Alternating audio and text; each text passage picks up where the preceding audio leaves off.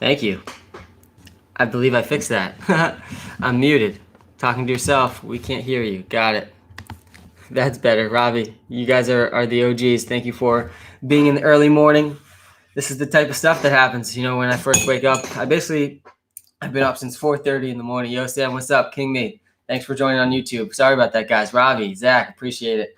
I've been up since 4:30 in the morning. Good morning, Miles. And finishing up my research of the week. I start my research process. I have to, sanction my time to make sure I can research the NFL properly throughout the week because I have a lot of football to watch. I rewatch every single game at least once. And this past week, guys, I really think Justin Jefferson is one of the best receivers in the NFL.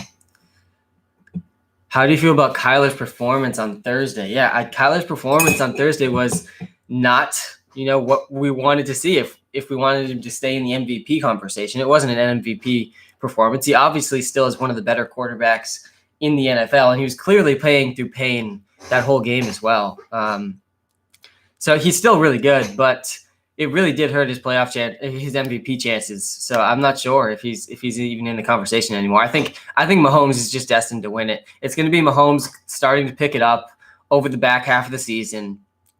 He's going to be the most consistent. I think the Mahomes and the Chiefs are still the clear Super Bowl favorite for me. I made a bet. I have a bet with one of my friends that the Chiefs will win at least one Super Bowl in the next 5 years. Or 3 years. He gave me a bet like that. It was amazing. They're definitely winning a Super Bowl in the next 3 years. You look tired, bro. Appreciate the grind. Yeah, Jack. You get to wake up with me if you stay here for the stream the whole day. I'll be going live. I start to get more and more awake throughout the day, and I'm going live. I'll be live right up until kickoff, 12:55. Then I got to go triple check my lineups one last time. About to use the DFS analyzer. Nice, Zach. Your deep sleeper this week. Jakeem Grant worked well last week. Yeah. Jakeem Grant did work super well in DraftKings last week. The thing with Jakeem Grant last week was he was priced so low that if he scored 10 points, he had 3x value. Like he was giving you 3x his price value. So Jakeem Grant was a very good play last week. Also really low owned, and the low ownership percentages help us in DFS as well. There was some lineups last week with Jakeem Grant that made a lot of money. If you looked at the top of the leaderboards last week. This week, my deep sleeper, it's Denzel Mims. I think he's only 3,300. He's been looking really good. He had his first career game with 100% of the snaps last week. He is entrenched in that Jets offense. I think Denzel Mims could easily do what Jakeem Grant did last week for us. Do you think DeAndre Swift is a decent starter? Yeah, he is a decent starter. He had his best game as a pro last week, but he's dealing with an injury, so he's going to be out this week and possibly next week as well because they have a game on Thanksgiving, so it's a really short week. Swift, I know, Josh. Swift was getting so exciting, and then a midweek concussion was just too tough.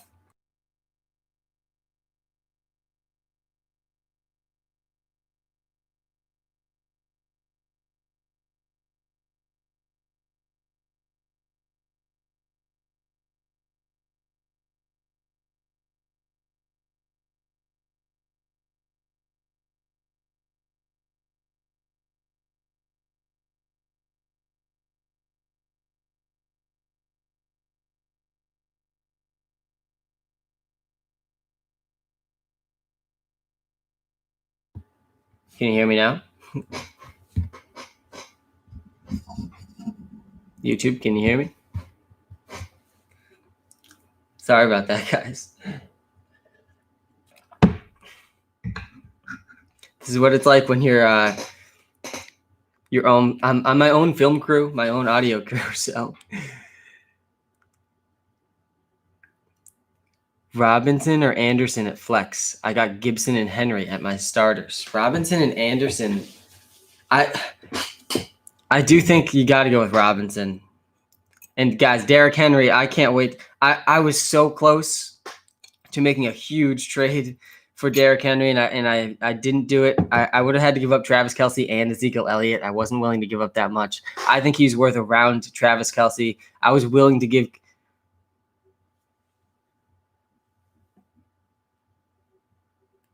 C Pike, are you sure? But yeah, it was too much. GG, how's it going, man? Welcome to the YouTube live, everyone. All of you guys are the original YouTube subscribers. We appreciate you very much.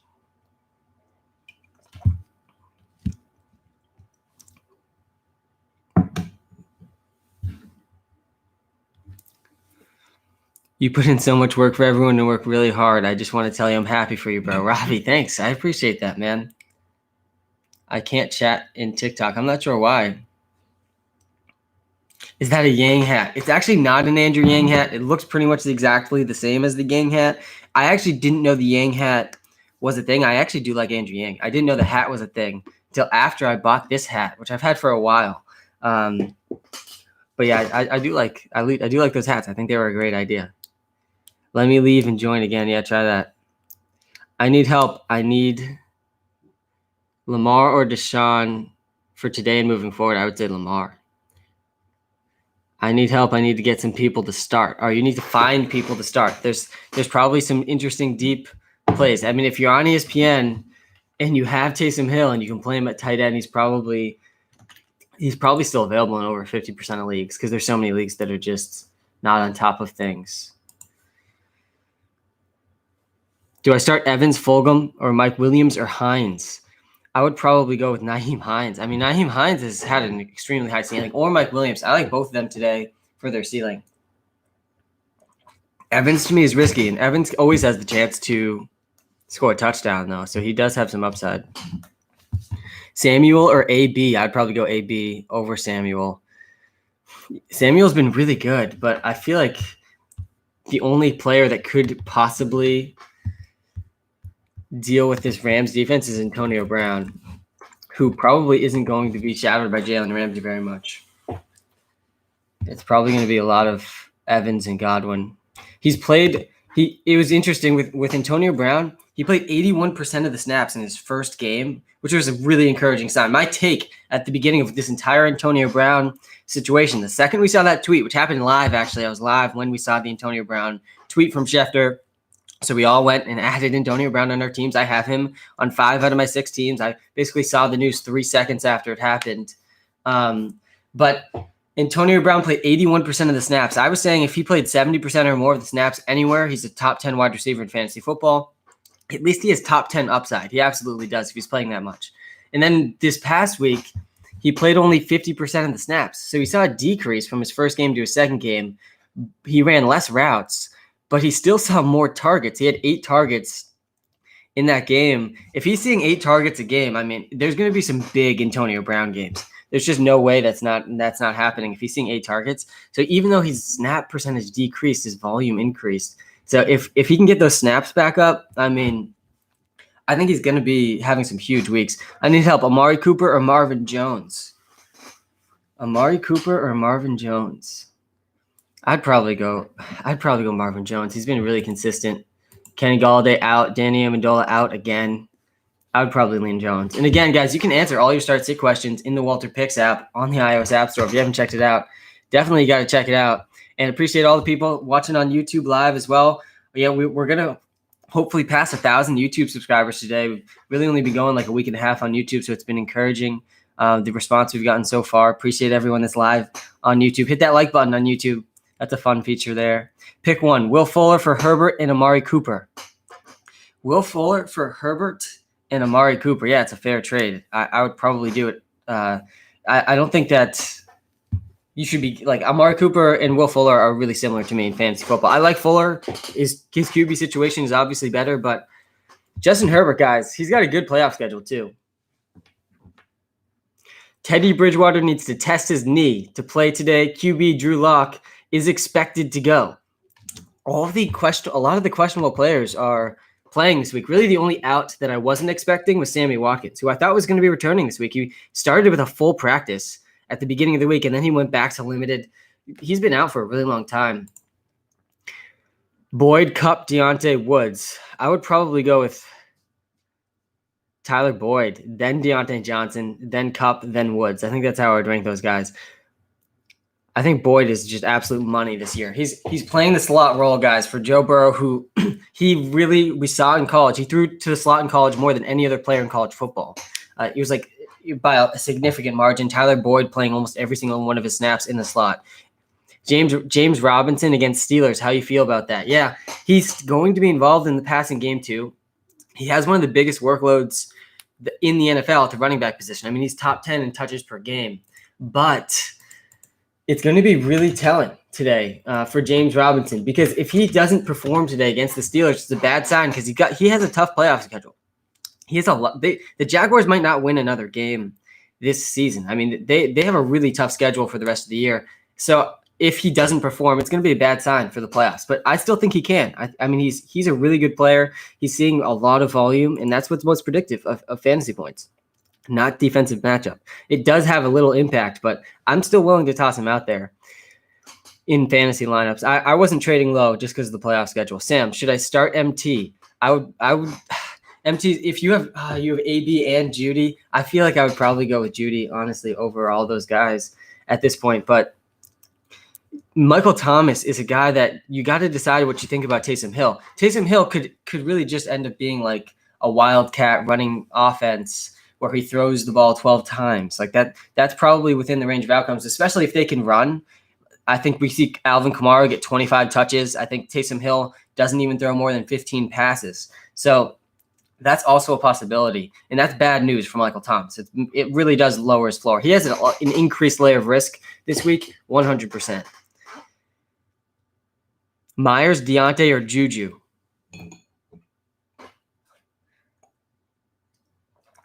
The Jacoby Myers one is interesting because he has seen volume as well over the last 3 weeks. He's top 10 in the NFL in targets. He's top 10 in air yard percentage. I mean, he's really a big part of the Patriots offense over the last month. But it's hard to know with the Patriots. If they can get a lead against the Texans, they're going to run a lot. I still like Jacoby Myers. I think I would probably go him there over Deontay Johnson and Juju. But I do like Deontay Johnson a lot too. I always rank the Steelers wide receivers for fantasy purposes. I think Chase Claypool is really good, but I would go Deontay Johnson, then Juju Smith-Schuster, then Chase Claypool. But Smith-Schuster and Claypool are really close together. I think Deontay Johnson's the clear wide receiver one. He's seen over 25% target share in every single game that he's played and finished healthy. And that's not a thing you can say about many receivers in the NFL. So he does have some safety. Hines or AP? I like it. I like Nyheim Hines over AP. I think AP is probably the safer play. Adrian Peterson probably getting 15 plus carries today, guys. And this is one of those plays, especially when you got to think about in DFS. Like, you got to kind of tell a story about each player in DFS and decide if they're worth putting in or out of your lineups. And for Adrian Peterson, the story is he's going to see 15 carries against a bad running defense, a bottom 5 running defense in the NFL. So he could easily score a touchdown. But it's one of these that you could also end up playing him. He gets 15 touches, and he still only gets like 60 yards and no touchdowns, and it was a bad play. But I'm okay putting him in some head-to-head contests with floor in mind. I don't know if his ceiling is quite as high as Hines, though. Hines has been really good, and he's up against a bad defense as well. The Packers have not stopped running backs at all this season. Hey, Sam, what's your favorite DFS lineup this week? Eagles stack didn't do hot for me. Oh, dude, I know. I got crushed last week. Last week in DFS, our props actually did great, which bailed me out. But the DFS lineup for me last week, I was really thinking the Eagles, the healthiest they'd been all season against a bad Giants defense, was going to really overperform expectation, and they did not. They really flopped. There's a very bad sign for that whole Eagles offense last week. I mean, the Giants defense is not anything to write home about. Duke or Hines? I would probably go, again, I would probably argue Duke Johnson's safer. Duke Johnson dominated touches for the Houston Texans last week, and he's going to touch the ball more than Nyheim Hines is. But Nyheim Hines is in a better situation. He's been performing far more efficiently, and he's up against a Packers defense that is bottom 5 in the NFL stopping running backs. So I would argue Hines has the higher ceiling. If you're up against a team, go see who you're playing against. If you're up against a team that you think you're the underdog, I'm playing Nyheim Hines. If you think you have the better team than someone, though, I'd probably just go Duke Johnson and take. He's for sure scoring at least 6 points, like minimum 6 points. Bavlage or Jonathan Taylor, guys. I really thought Kalen Balaj was a horrible football player. I thought he was really bad for in terms of NFL standards. And I overlooked once again the Adam Gase effect, where Kalen Balaj was in close proximity to Adam Gase for too long. And it's the Adam Gase effect where it just drains people's efficiency in the game of football.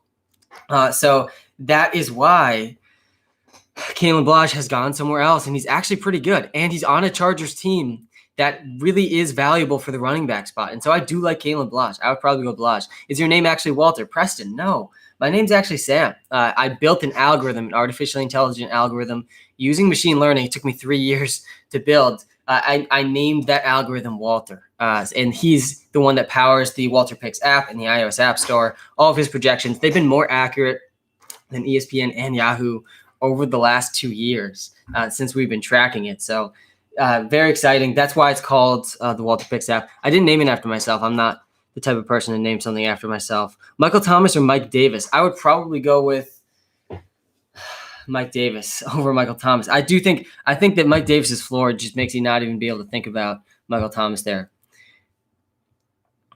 Thanks, Sam. Your league trade deadline's up. Yeah, all of them. Every single league I'm in, the trade deadline has passed, which is a sad part of the season, but also an exciting part of the season. These are the teams that we're heading towards the playoffs with, which is exciting. And I think I got a chance in a few of the big ones. I almost made a few blockbuster trades in my leagues. Like the trade deadline night, there's like 20 trades that happen. It's insane. I need help. Thomas, Duke, or Samuel. Thomas, Duke, or Samuel. I would probably still go Thomas there. But Duke Johnson's definitely got to be considered. Duke Johnson was pretty disappointing for me last week. I mean, we were saying heading into the week, like he's probably going to see at least 15 carries because we knew he was going to get a huge snap share. But what he did with those carries was pretty disappointing. And again, Duke Johnson, I believe, is an underrated player in the NFL. I still do think that. But I do think he was a disappointment last week. He ended up playing guys. He played 98% of the snaps for the Texans. He was on the field every single play. He saw 14 carries, and he saw one target. One target was a little disappointing. He finished with 54 yards and no touchdowns. I mean, it was a disappointing week for Duke Johnson, but he's going to be on the field every play. He's probably going to see another 15 touches. So I just have a friend texted me. I just thought of a feature for the app. That's exciting. 5-star, I need help. Mims or Myers? Yeah, if you guys ever have ideas for the app, feel free to let me know. I'm open to feedback. I think feedback's probably the most powerful, most valuable source we've had so far to this point. 5-star, I need help. Mims or Myers? I would probably go Myers over Mims. I do like Mims a lot today, though. Denzel Mims, guys. He's the Jakeem Grant of last week. Denzel Mims, 3,300 on DraftKings. He's going to go over 40 yards. He's been over 40 yards, actually, in each game he's played. And he just had his first game at 100% snap share. He played every single snap for the New York Giants this previous week. So I think he's entrenched as the number 2 guy there with Jamison Crowder. I actually think they're starting to build an interesting team there in New York with Denzel Mims, Jamison Crowder, Rashad Perriman, and Sam Darnold. I think all of those guys could be okay. But obviously Adam Gase is in the vicinity, so you can't trust anything in the offense any week because of Adam Gase. But they do still have a chance. I think Denzel Mims is going to get at least 4 targets today, and he's going to go over 40 yards with those 4 targets. Should I trade Thielen for Swift? If you really need a running back, I think it's fair. You're giving up a lot, but I do think Swift has league-winning upside still when he returns. Zeke or Connor? For sure, Zeke. I definitely go Zeke there. I think Ezekiel Elliott is due for a bounce-back game this week. He's still seeing consistent volume. Andy Dalton's returning. They're making some changes on the offensive line.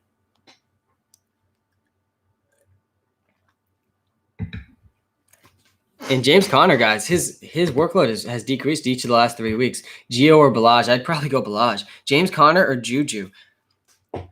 I would probably go Juju over James Conner. Thoughts on Conner? Yeah, James Conner has been a little bit sketchy over the past kind of 3 weeks now. He's starting to find the end zone less. He has not been as involved in the passing game. He only has 2 targets in each of the last 2 games. He played 47% of the snaps in week 9. He did see that jump back up to 90% though, which was an encouraging sign. But he only has 10.8 points over the last 2 weeks. I mean, it hasn't been very productive performances from James Conner, but the 89% snap share is a good sign for him. It's definitely a good sign.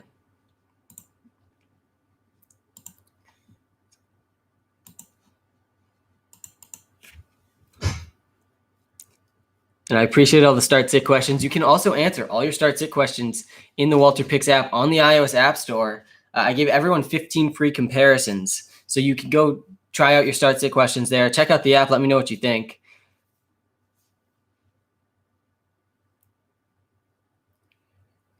Bengals or football team? I'm going Bengals. I think the Bengals offense is good enough, even though I think the football team has a better defense. The Washington football team, they have a better defense than the Bengals, but I think the Bengals offense wins that game. Joe Burrow is good. Like, he's very good.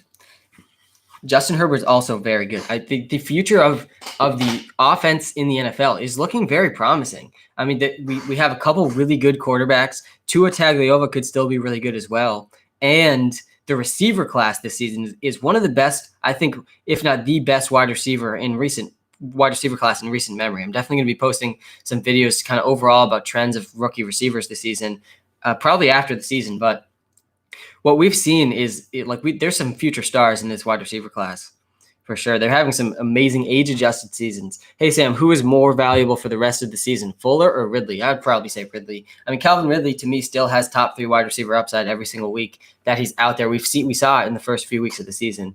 So to me, I'm still going Calvin Ridley, even though Will Fuller has been pretty consistent and does have a higher floor than people realize. Calvin Ridley's ceiling is insanely high. Yo, Sam, big day today. Yeah, huge day, man. Week 11. This is a huge week. The next really 6 weeks of the season is the biggest 6 weeks of the fantasy football season. And it's when the most fans are watching for that reason. So I think these are, the most exciting 6 weeks of the season up until the Super Bowl, which is obviously always very exciting. The playoff time is always a fun time as well. But the fantasy season is coming to a close, guys. This is the final stretch, and a lot of trade deadlines have passed. It means this is the team you're going into the playoffs with, which is exciting. I was able to trade away Clyde in a few different spots this week, which I'll probably mention throughout the live stream, which is exciting. Clyde Edwards-Helaire, if you've been following me from the beginning, I'm in 8 fantasy leagues. 6 of them are high stakes fantasy leagues, thousands of dollars on fantasy leagues. And this is Clyde Edwards-Helaire was my most drafted player in those leagues. I had him in 4 of them. And he was a good pick, guys. The process was there. We saw it until the Le'Veon Bell signing came along. And now he's playing about half the snaps he was before. And his floor is just too low for me. I couldn't trust him in a single starting lineup. And when it gets to that point and the trade deadline comes near and I know I'm never starting this player, I'm going to trade them. And so I traded away Clyde. I got some interesting players in return. In one league, I got Antonio Brown back for Clyde Edwards-Helaire, who to me has a higher ceiling, Antonio Brown, than Clyde each week. I was also able to get, I got a combination of CeeDee Lamb and Jonathan Taylor for Clyde in another league, where I think that at least Lamb has an interesting ceiling with Andy Dalton back, and Jonathan Taylor to me is kind of similar to Clyde, where he's playing less, but he still has the ceiling where if he can figure it out, Jonathan Taylor is a really easy playoff schedule. Taysom or Mike Davis at flex? I would definitely go Taysom at flex. I mean, you can't not play a quarterback there. Taysom Hill is going to run a lot. He's going to get at least. Taysom Hill is getting at least 10 carries. Taysom Hill or Mark Andrews. Taysom Hill. I mean, guys, it's Travis Kelce as the top tight end. That's how good Travis Kelce has been. But right below Travis Kelce at the tight end spot, it's Taysom Hill. I mean, Taysom Hill's a quarterback this week. He's going to throw at least 10 passes. He's going to get at least 10 rushing attempts against a Falcons defense that's allowing the 3rd most fantasy points per game to quarterbacks this season. I mean, Taysom Hill is in a good spot in fantasy, and I understand the logic behind starting him. And he's going to be probably the most owned player on DraftKings and FanDuel this week for that reason. Bernard or Hines? I would probably go Nyheim Hines over Bernard. Hines has been really, really good. Yo, Sam, pick 3. They're going to feed Nyheim Hines if he continues to be this efficient. Juju, Claypool, Godwin, Fuller, CeeDee Lamb. I would probably go with I would probably go with Godwin there. Even though they're up against the Rams, Godwin is the safest receiver on the Bucs this week. Then I would probably go Juju, then Fuller, then Claypool, then CeeDee Lamb. But all those guys are really similar. They have high ceilings. I would argue that Godwin's got the highest ceiling. I think the safest play out of those guys, though, is probably Juju Smith-Schuster, who's going to get at least 6 targets. Dallas Goedert at flex. You got to have a better option than that. I hate playing tight ends in my flex, and unless it's Taysom Hill, then you can do it. These guys, the tight ends are all awful. It's Travis Kelce in tier 1, like I've been saying all season. It was Travis Kelce and George Kittle in that tier before. Now it's just Travis Kelce with the Kittle injury, and he's really the only tight end that you can trust in any given week. And he's not on the main slate this week for DraftKings or FanDuel. Gio or Kerryon? I'd go Gio over Kerryon. I don't think you can trust Kerryon Johnson. I mean, he could easily end up scoring a touchdown again against a bad Carolina Panthers defense that's struggled to stop the run this season. But I still think that Giovanni Bernard is going to get at least 15 touches, so you got to go Bernard. And guys, appreciate everyone watching on YouTube Live. If you are, hit that like button. If you haven't subscribed to our YouTube yet, you got to go subscribe. We're going to pass 1,000 YouTube subscribers hopefully today. We started this YouTube channel about a week and a half ago, so it's exciting that we're passing 1,000 this quickly. Appreciate everyone that has subscribed so far, and we're live on YouTube and on TikTok right now. I've heard that the YouTube comment section is easier to use. I don't know if that's true or not. Fournette or Damian Williams? I would probably go with a Damian Williams. Is that the same Damian Williams that hasn't played all season? I would go Fournette, I guess, unless you meant someone else. Pick one, Kupp, Anderson, or Higgins. Those are Lally's locks. That's a good one. I mean, I think that those are all kind of wide receiver 2/3s. Robbie Anderson has been having a couple down weeks, but to me is still one of the highest upside receivers in the NFL. I would probably go Robbie Anderson. I do like Cooper Kupp a lot, and Higgins does have a decent floor, but I would probably still go Robbie Anderson there. We've seen Robbie Anderson be a wide receiver 1 most of this season. And everyone that's watching on YouTube, appreciate each of you. Definitely go subscribe if you haven't subscribed. Hit that like button too. That like button helps us out more than you realize. It takes you like 2 seconds. Hey, Sam, thoughts on Jacoby Myers? Yeah, Jacoby Myers has been a very exciting player over the last really 3 weeks.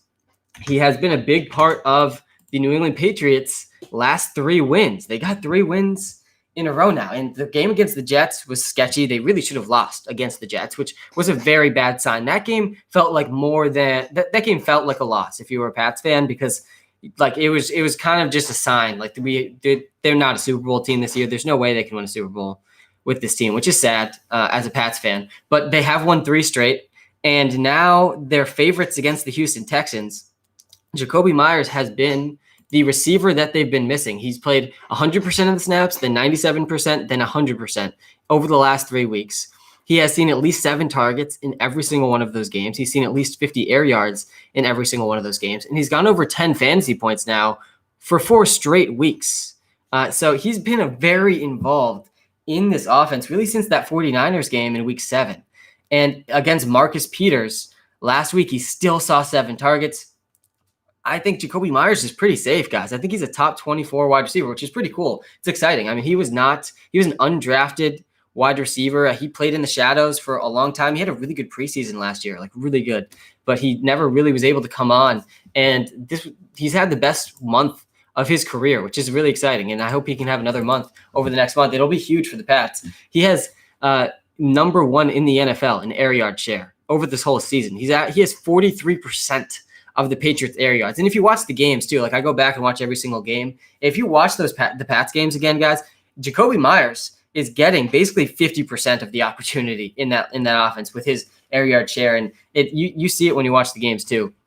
He also has the 7th highest target share. Like he's got a 27%. He's getting 27% of the targets. Like 1 out of every 4 Cam Newton passes goes to Jacoby Myers, and that gives him a really high floor.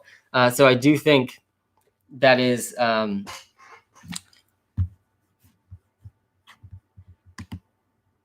I'm getting told I have to get. I don't know what the link is. I don't know how to send the link to places. Hey, Sam, I traded A-Rob And Rojo for Keenan Allen. How'd I do? Yeah, I like it. You got the best player in the trade. I don't think you can trust Ronald Jones still. I mean, he's not going to go for a 99-yard touch, 8-yard touchdown every single week. I think that he still has a pretty low floor. So far, I might be losing the Leonard Fournette versus Ronald Jones debate, though, because Jones fumbled and still saw a ton of snaps. Yo, Sam, do I trade MT for A.J. Brown? Yes. I think I would do that at this point. Guys, Drew Brees is out for a while. That's not good news for Michael Thomas. It's just not good news for him. And you can argue, I think you could argue that like maybe a change is going to be good because he had a huge down season, but in the 2.5 games he's played, he hasn't done well. But I do think that this doesn't help him. I mean, we've seen him succeed with Drew Brees. We've seen him be one of the best wide receivers in the NFL with Drew Brees, and I don't think not having him there is gonna help. Taysom Hill is probably gonna throw the ball. There's a chance where Taysom Hill only throws the ball like 10 times today. Hey Sam, pick 2: Claypool, AJ Brown, Will Fuller. Claypool, AJ Brown, Will Fuller. I would rank those guys as AJ Brown, Will Fuller, then Claypool. I think all 3 of those guys are really good options though in fantasy. So good job building a good fantasy team. And I do think, guys, I want to talk a little bit more about Taysom Hill because the Taysom Hill situation is very interesting this week. I just put up a poll on Twitter. Do you think Taysom Hill is an above average quarterback? And you can find me on Twitter at WalterPicks CEO. You can also follow us on Twitter at the WalterPicks app. But the poll said you have to decide before the game, is Taysom Hill an above average quarterback? Yes or no? 98% of the responses, as far as the last time I looked, said no. Taysom Hill is not an above average quarterback. And I would argue he has a chance to be able to win games with his athleticism if they can use him correctly, especially against this Falcons defense, who's bottom 3 in the NFL stopping quarterbacks this season. I do think Taysom Hill has upside in fantasy football. I think he has better than a 2% chance to be an above average quarterback, but he does also have the chance to be really bad. And he also has a chance that like he just can't throw. And he's kind of like a wildcat offense where he's throwing no more than 10 passes because they just don't trust him to throw the ball after he throws like 2 straight passes to the other team at the beginning of the game. So I do think he has a low floor. I think he has a high ceiling though. And he's absolutely the number 2 tight end this week playing the quarterback position. Fuller versus New England scares me a bit. Yeah, Stephon Gilmore back. Patriots defense did do a little bit better last week. They did look better than they had. They got torched by Joe Flacco, which was like, a very bad sign for the defense. And then they bounced back after that Jets game. So you can be a little worried about Fuller. But don't forget, guys, last year when this Pats defense went up against the Houston Texans, and I already know I got burned by this logic once because when we played the Ravens, I was saying, well, last year Lamar Jackson absolutely dominated the Pats defense, and this year he did not. But last year, Deshaun Watson did do very well against the New England Patriots. I was actually at that game in Houston when it happened. That might be, I think, the second to last game I've been to since COVID, which is sad that I haven't been able to go to any games this season. But I do think that Deshaun Watson and this fast receivers that he has do well against the Pats. Plus, Bill O'Brien not there, so that should help them. Hey, Sam, Justin Jefferson or Cooper Kupp in App Store, and I'm a premium sub. Lucas Drake, man, I appreciate you a ton. Hope you're a YouTube subscriber as well. I appreciate all of that. And I would say, Lucas, Justin Jefferson is a guy you cannot go wrong with this week. Justin Jefferson, to me, guys, is a top 10 wide receiver in the NFL. I think he's top 10. I think he's a top 10 talented wide receiver in the NFL. He leads the NFL in yards per route run. It's pretty much the metric I use for efficiency the most of any metric. Think about what it means. Yards per route run. It's just a fair way to compare wide receivers.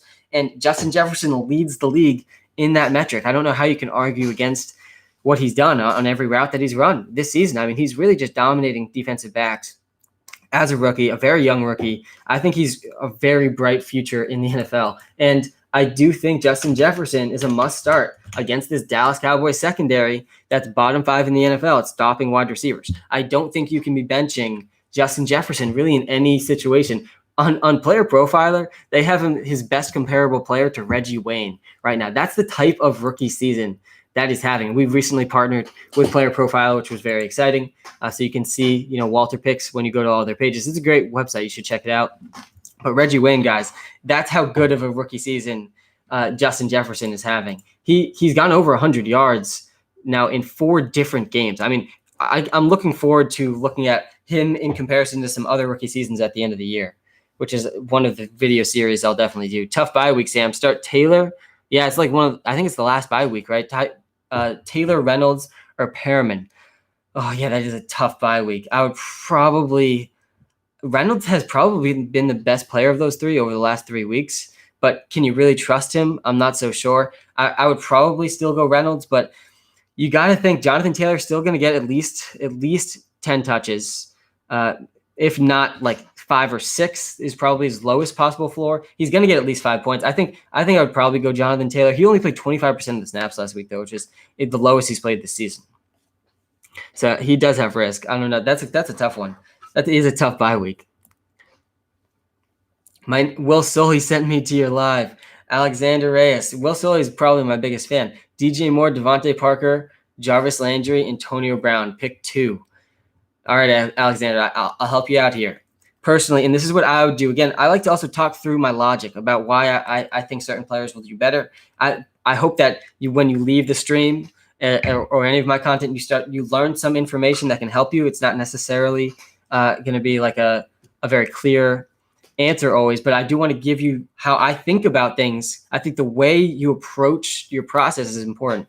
So I think that DJ Moore, Devontae Parker, Jarvis Landry, Antonio Brown. Personally, I'm going with Devontae Parker and Jarvis Landry. They have the safest floor of those 4 guys. I think both of them are seeing at least 7 targets today.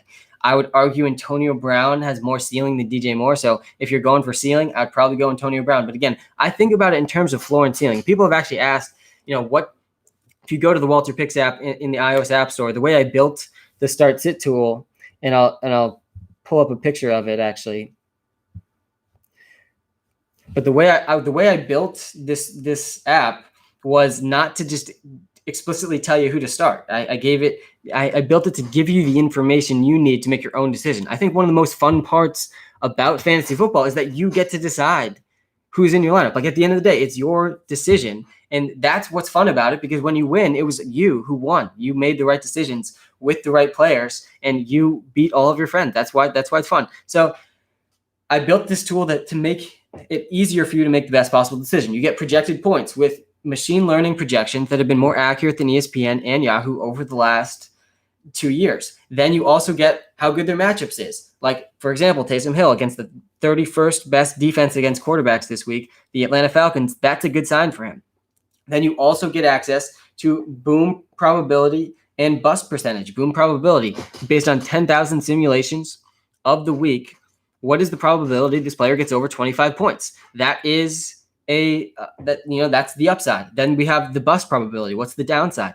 The probability of that player getting under 10 points. That's really all the information you need to make. And personally, my process goes, I look at projected points first. That's the median outcome. It's important to think about. The second thing I look at is the boom percentage, because I want guys with upside in fantasy football. I'm a person who likes to take risks. That's why I invested a lot of my own money in starting my own business. But I do think that if you're someone who likes the consistent points, then you could argue that bust percentage is better to look at than boom percentage at times, especially if you are up against someone you think you have a better team than. But personally, I almost always go projected points is the first thing I look at, boom probability, then bust probability, and then matchup, because matchup is actually a part of those other 3 metrics anyway. It does take into account the matchup. So I do think that's the correct order to be thinking about things when using the app. And that's how I designed it. That's how my process works. And it's been a kind of an efficient process for me over the last 2 years of making my start sit decisions. I mean, it's really quick. I have a lot of start sit decisions to make, so I had to streamline the process a little. Sam, should I start Ryan or Brady? Walter told me Ryan. Yeah, I'd probably go Matt Ryan as well. I mean, I think that the Saints defense is significantly worse than what Brady is up against today. Brady's up against a pretty good pass defense, so it'll be interesting. The Rams defense has been legit. That's going to be a good game. But I would go Ryan too. Walter, should I have a mascot? Should I have a mascot like a mini robot? # give Walter a say. That's not a terrible idea. And again, my name is Sam. I built an algorithm. I named the algorithm Walter. It's a classic mistake, honestly. Mike Carp, how's it going? Yeah, guys, we've been live since 9 a.m. We're hitting hour 1. I'll be going up right up until 1 o'clock. As people that are here the whole time, I do think that you see me gain energy as we get closer and closer to 1, as I get more excited that the games are about to start. the people that were here at 9, you kind of wake up as I'm waking up. Walter says Gibson way over Bernard, but I'm sus of that. Yeah, I think that Giovanni Bernard is a guy that is going to get at least 15 touches. I don't know how much you can trust him. And Antonio Gibson has seen consistent rushing. I mean, you want to see Antonio Gibson be more involved in the passing game, and he absolutely should be. I mean, he was a wide receiver in college. He's a better wide receiver than J.D. McKissick, and it's extremely frustrating that he's not getting those J.D. McKissick targets.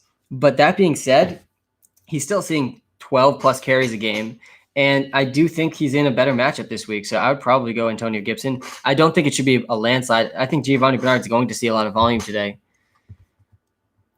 But Bullet A-Trax, go for it, man.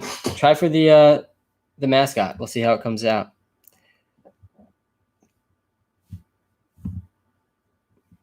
And guys, if you haven't subscribed to us on YouTube yet, you got to go do that. I'm trying to hit 1,000 YouTube subscribers today. We started this channel like a week and a half ago on YouTube, and it would be huge. It would be cool if we could pass 1,000 YouTube subscribers in less than 2 weeks. That would be a big achievement. That was, the first goal we set out was 1,000. We'll see what the second goal is. But passing 1,000 would be huge. So definitely appreciate the YouTube subs. Everyone that's watching live on YouTube.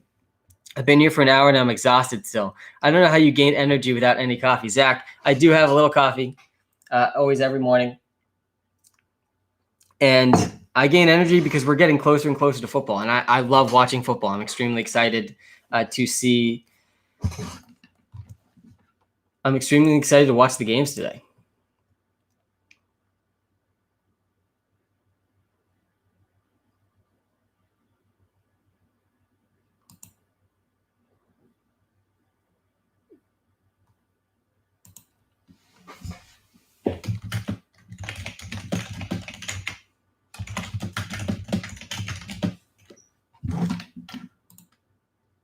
And I just got an email from a premium subscriber. And guys, if you guys email, I usually do respond if there are questions about the app, or especially if you're a premium subscriber and you have a question.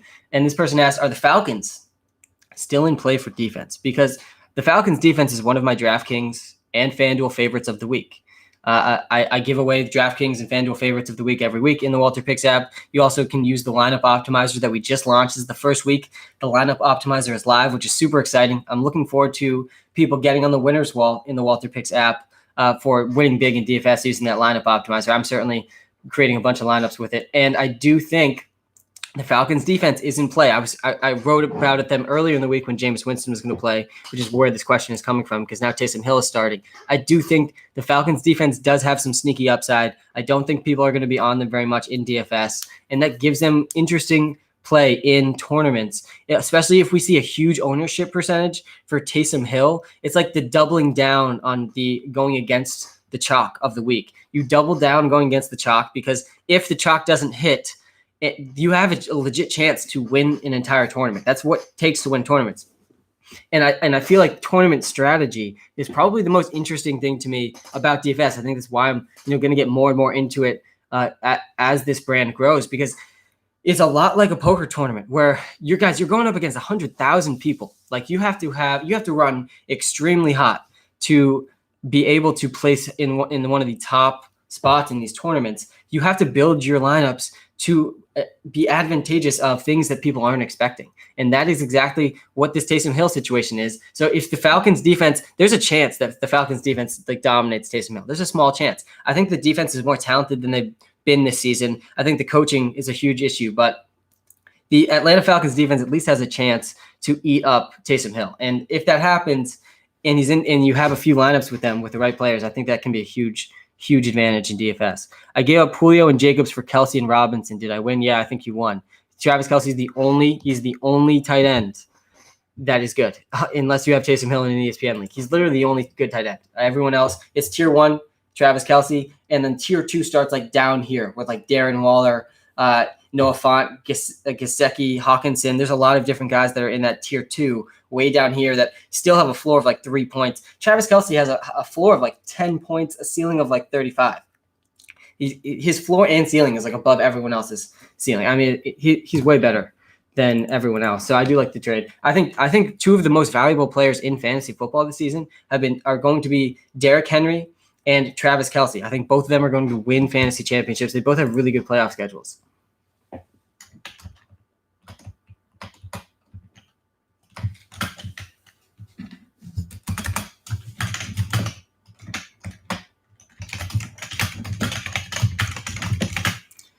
Just had to respond to that email really quickly. Hey, man, good morning. Jared, good morning. Thanks for joining the early morning part of the show. I'll be live leading up right until kickoff, 12:55. Definitely come back. We'll be giving away the free player prop pick of the week at the end of the stream like we always do right around 12:30. Big fan of the account. Thanks, man. Who should I start? Pick two. Higgins, Moore, Deontay Johnson. I'd probably go with Deontay Johnson and Higgins, but I think they have the higher ceiling.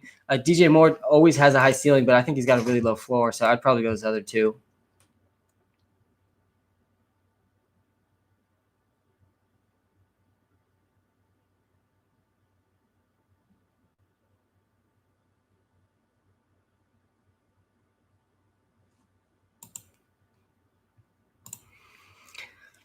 Hey Sam, I use the app. I want your opinion. All right, I love when questions start out that way. Should I use the app, or like yes, you should use the app.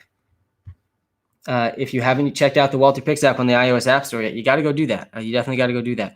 But I appreciate you starting out the question with that because that's good. That's good that you are also consulting the app because it gives you everything you need. It's projected points, boom percentage, bust percentage, matchup rating. Myers, Marvin Jones, Judy, Chark, Curtis Samuel. I personally would go Myers and Judy there. And Marvin Jones is great. I think he's probably number 3. But I would go Myers and Judy. I'm interested to hear what the app said too. I always love hearing if I disagree with the app because I will disagree with the app from time to time. I don't have all the information right in front of me. Hey, Sam, hope you're having a good morning. Thanks, man. It's been a great morning. I'm very excited for Week 11. I'm pumped. Week 11 is a very exciting week. We got to see Taysom Hill. Is he actually going to be able to win games for the Saints? I'm not so sure. Do you think I should go with Goddard or Johnny this week? Yeah, I mean, it's a complete dumpster fire, guys. At the tight end position, if you don't have Travis Kelce, you're flipping a coin and hoping for a touchdown. I would probably still go Goddard there. But, I mean, whatever one scores a touchdown is going to end up doing better. That's just how it goes at the tight end position. And it's why Taysom Hill is such a ridiculous advantage in ESPN leagues for as long as Taysom Hill is playing quarterback. Hey, Sam, need one. Reynolds, Corey Davis, AP, or Pittman? Reynolds, Corey Davis, AP, or Pittman? I would probably go with Adrian Peterson out of all of those guys. He's going to see at least 15 touches against a bad defense. I just got Michael Thomas from a trade. Do I start him? What'd you trade for him? And yeah, if you just trade for him, I guess you have the confidence in to start him.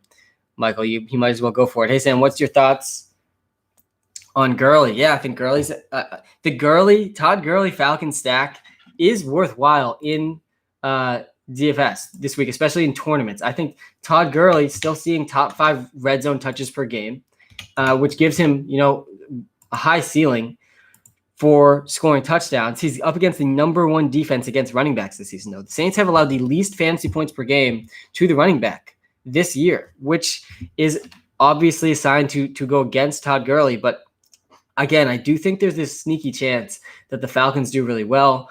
And obviously, it's not a likely thing to happen, but I think it's more probable than people are realizing. And so that's what we're looking for in tournaments, those low probability outcomes that people are overlooking. So I'm going with the Todd Gurley and Falcon stack in a couple different lineups for me in tournaments. I do think Denzel Mims is the cheap play of the week, though. I use the app, but I'd like to hear your own Hooper Font because Font has a bad matchup. Yeah, I think Hooper's in a very interesting spot this week. I liked him last week. He flopped against a better defense than he's up against this week. I do still think he's the number 2 option in the offense at the passing game, but guys, if the Eagles are going to be that bad against the Giants, they need to play better if the Browns aren't just going to stomp all over them and just run the ball down their throat. Like, there's a chance that's what happens in this Browns-Eagles game. The Eagles really disappointed last week, but if their offense can keep it up, Austin Hooper is probably a better option than Noah Fant. I think in obvious passing games, I'd rather have Hooper than Fant, but it's tough to tell sometimes with the Browns team because if they get a lead, they're going to run the ball 30 plus times. They're one of the most run heavy teams in the NFL.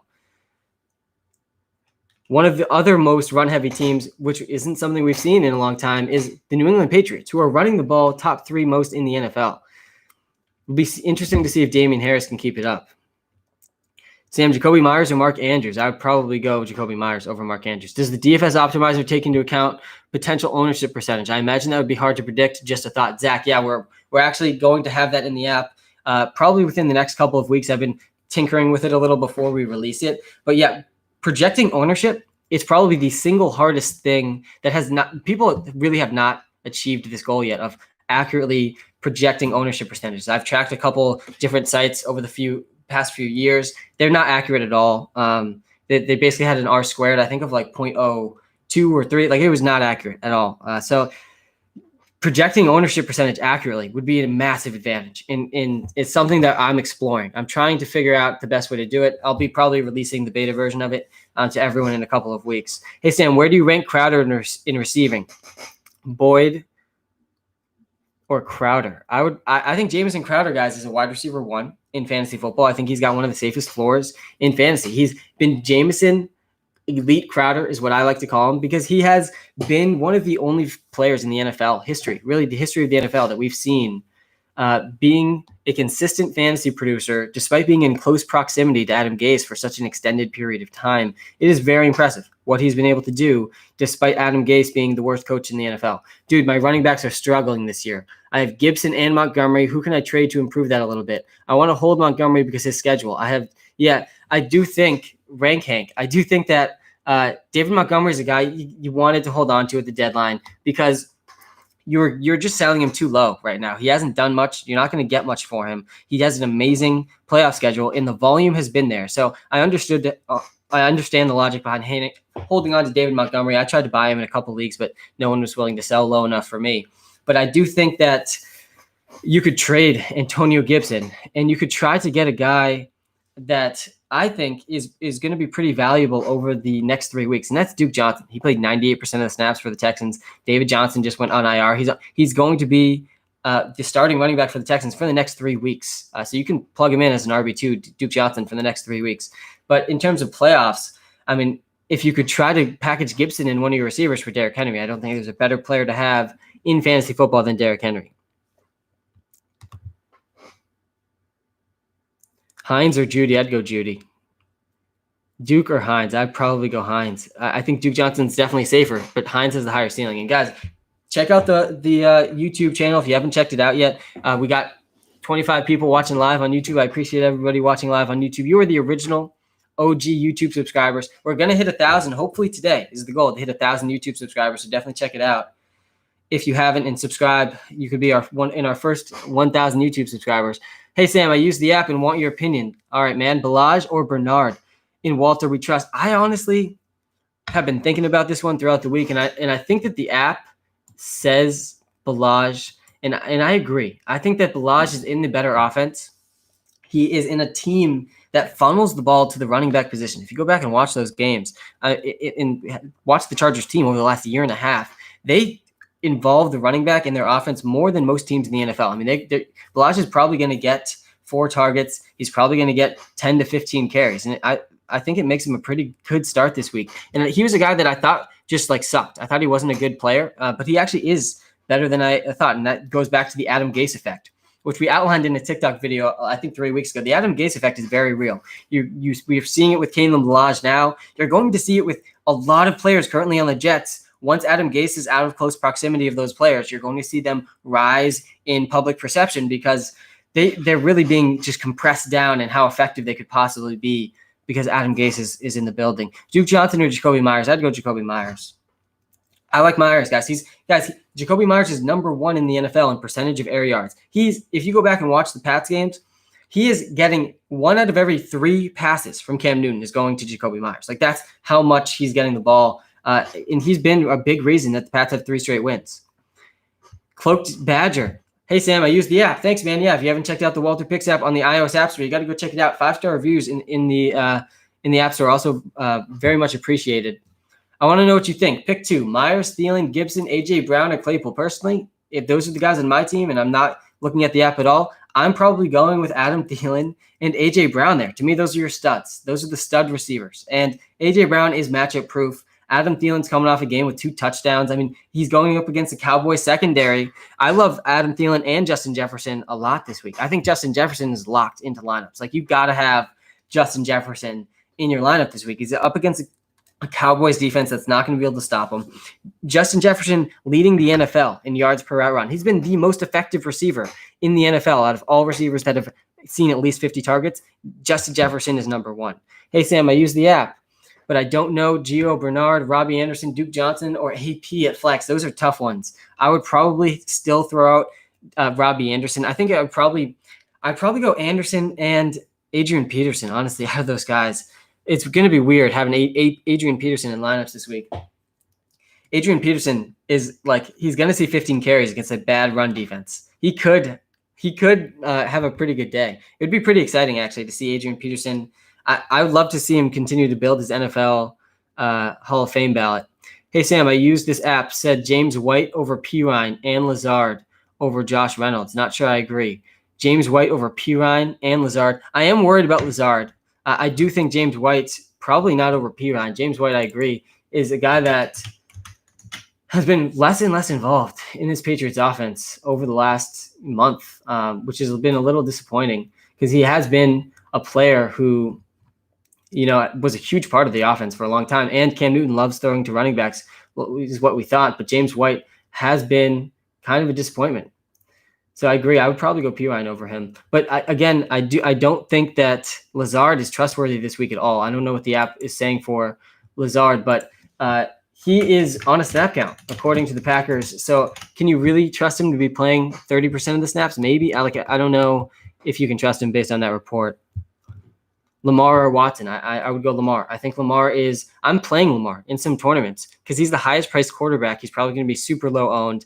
And I do still think he's got way higher upside than public perception. I'm continuing to kind of double down each week in terms of player props and DFS on my idea that the Baltimore Ravens offense, it's being way overlooked in terms of the public perception of them. I think that they're significantly better than people realize. I think that they still have an offense that we saw last year be number 1 in the NFL. Obviously, the touchdown regression was coming. Lamar wasn't going to throw a touchdown on like 12% of his passes. Right? It was like 15% of his passes last year were touchdowns. That was not going to be sustainable. It's one of the least sustainable metrics I've ever heard in my whole life. But I do still think they have insane upside each week with Lamar running. I think we kind of ignored the game from last week with the weather that they had. That definitely impacted the game. They had winds over 25 miles an hour. By the way, no winds over 25 miles an hour this week. First week. Last week, that was like all I was talking about all Sunday. I was like a weather reporter. But this week, that's the only thing, by the way, in the research I've done in terms of weather. It's the only thing that has a statistically significant impact on passing games, which is what matters for fantasy. And that's why you got to be aware of winds over 25 miles an hour. But this week, none of that. I don't care about rain. I don't care about snow. I don't care about cold. None of that has a big enough impact for me to change any of my opinions. Hey, Sam, Jonathan Taylor or Ronald Jones? I would probably go Ronald Jones over Jonathan Taylor. He played 25% of the snaps. I mean, you can't trust Jonathan Taylor very much. Yo, Sam, what up? Who do I sit out of these 3? Taysom, AJ, or Godwin? Oh, God, that's a tough. I mean, you can't sit Taysom over receivers. He's a quarterback. So you start Taysom Hill, and then I'd probably go AJ Brown over Godwin this week, but they're both pretty good options. And I wanted to double check, what is James White projected for in the app? Let's see here. He's projected for 7.8 points. That's probably a little too high. I would agree. That's in PPR leagues. I mean, he does still have the chance to get 3 or 4 catches, and I think that's where that projection comes from. He has several games this season with over 3 catches, and it is always a possibility for him. Hey, Sam, I use the app, and I want your opinion. Pick 2, Juju, Boyd, Ryan Johnson, by the way. Thanks for using the app. Appreciate it. Hope you subscribed on YouTube, too. We got some good longer form content coming out, especially this week. I'm going to be posting some videos about those Thanksgiving games. Pick 2, Juju, Boyd, Thielen, or Gio, and Ebron or Font. I would probably, out of those guys, go Thielen, and I would probably still go Noah Font over Ebron, even though Font has a tough matchup. Hey, man, I use the app. Eric Pappas, man, how's it going? What's the question here? Amazing. Thanks. Appreciate that. I'm glad you've enjoyed the app. I've spent a lot of time building this app. Really, like when COVID started is kind of when I really kicked into gear of like building the app. I knew I was going to basically just be in my home for the next like 3 to 9 months is where I put the time frame at when all of this started. It's looking definitely longer than 3 at this point, but I think that since that time, I've probably spent around 400 hours building the app. I spent over 3 years building the algorithm to power my machine learning projections for fantasy. That is kind of what I hooked up to the app. Yo, Sam, Lamar or Herbert? I think both are fantastic options this week. Herbert obviously has been one of the most consistent fantasy quarterbacks. Guys, the quarterback position this season in fantasy is probably the highest scoring fantasy season we've seen out of quarterbacks in our lifetimes. I think that record's going to continue to be broken, by the way. We've seen quarterbacks in passing really start to dominate the NFL over the last 5 years. But I do think that Justin Herbert is probably the best option there. He has not been stopped really since he entered for Tyrod back in week 2 for the Chiefs. He's really not had a very bad game. He's been over 20 points in every single game except for week 3. I mean, he's been a top 10 fantasy football quarterback really each of his games except for one of them. So Justin Herbert, you got to lock him into your lineups. That being said, Lamar Jackson to me is still very startable this week. I think Lamar Jackson's a top 5 fantasy quarterback this week, and I do think I'm having some DFS lineups with Lamar Jackson. I'm also definitely making some lineups with Justin Herbert, who to me has been one of the best fantasy football quarterbacks. He's averaging 26 fantasy points per game. I mean, and the Jets have actually been an okay defense against quarterbacks, but they're nothing to be scared about. I think Justin Jefferson can destroy them. I also think Mike Williams is an interesting sleeper this week who is seeing some consistent air yards in that offense. I use the app and want your opinion. Pick 3, Ballage, Judy, Waller, Myers, Melvin Gordon. I would probably go with Myers, then Waller, and then Judy. Out of those 3 guys, I think all 3 of those guys are pretty good options. You could argue Ballage over Waller. I'm not trusting Melvin Gordon at all. Sorry about that. And yeah, guys, definitely check out the WalterPicks app on the iOS App Store to get your start sit questions answered. I do like the non-start sit questions a little bit more. I find them more interesting. And again, hopefully I touch on a player that you're asking about as you're in the stream. I know it's hard for me to get to all the questions these days. I do want to answer as many as I can, but I also want to talk about some of the interesting storylines for this week. Taysom Hill is starting at quarterback for the New Orleans Saints. And I don't know, is that a bad sign for Jameis Winston, or is it a great sign for Taysom Hill? This really comes down to what you think about Taysom Hill this week, guys. It does say a lot about what you think about Jameis Winston. Like, is Jameis Winston horrible? Because if he's horrible, there's a chance that this is a signal that he's really, really bad. I mean, he can't start over a quarterback that is 30. Taysom Hill's 30. He's 30 years old. I mean, and Jameis Winston's younger than Taysom Hill. And Taysom Hill has never really shown he can pass the ball. He's really thrown less than 20 pass attempts over the last 3 years. So it'll be interesting. I think it could end up being kind of a wildcat type offense. It could do well against a Falcons defense that's not very good, but it'll be interesting. I think he has the potential to do really well in a fantasy perspective today, or really, really bad. I think he could throw multiple interceptions today. Just use the app. Gave it 5 stars and subbed. Thanks, man. I appreciate that, Joey. But you're still not sure. Jacoby Myers, Fulgham, or Chark. Pick 2. I would go Myers for sure. And I would probably go Chark over Fulgham. And Fulgham was a huge letdown last week. I think he's shown last week that he has a lower floor than we were hoping. I would probably go Chark and Myers there. And I am hoping Fulgham bounces back, though, because he was one of the more exciting stories of the season.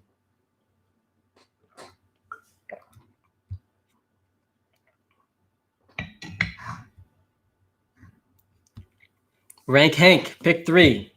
Claypool, Amari, Godwin, DJ Moore, Jefferson. Not just this week, but for the rest of the year. I like Jefferson a lot for the rest of the year. Godwin's also definitely up there. Godwin, guys, has a great playoff schedule. The Bucs offense is going to dominate in the fantasy football playoffs. Tom Brady, Chris Godwin is going to do well. Antonio Brown has interesting upside. Mike Evans probably going to score a bunch of touchdowns. I think Fournette and Ronald Jones are interesting buys as well. But Rank Hank, if you've been here all week, man, yeah, you were an original OG subscriber. Hopefully we pass 1,000 YouTube subscribers today. That is a goal I set for myself this morning at 4:30 when I woke up. I hope that we can pass that. But I do think that I would probably go Justin Jefferson Chris Godwin, then I would probably choose Claypool as my third guy there. Chase Claypool, guys, he scored a touchdown on 21% of his catches. 1 out of every 5 Chase Claypool touches of the football is a touchdown. It's the second highest rate in the league, only behind Adam Thielen. I mean, Chase Claypool was scoring touchdowns at a ridiculous rate. It's been absolutely insane how many touchdowns Chase Claypool has scored. And in DFS this week, guys, on DraftKings, I do have a lot of Ezekiel Elliott in my lineups. I think Zeke could definitely bounce back this week. He's seeing consistent volume still. The offensive line is returning and changing a little bit. They're actually benching one of their rookies, which I think could be a benefit. I think they should have tried changing things around there. The offensive line has been what I've been saying really for the past 3 weeks. Hasn't necessarily been the quarterback. Gucci DiNucci obviously was horrible, but I think that the offensive line has been the biggest issue for the Dallas Cowboys. It's the core of their whole offensive philosophy, really for the last decade, has been offensive line, and they need to improve the offensive line. And I think changing things around could be a bump for Ezekiel Elliott, and against the Cowboys defense, not a Cowboys defense, an Eagles defense that Wayne Gallman, I think, scored 20 fantasy points last week, 2 touchdowns. I mean, it's an interesting play this week in DFS. He's only 6,500, really the cheapest we've seen Zeke his whole career.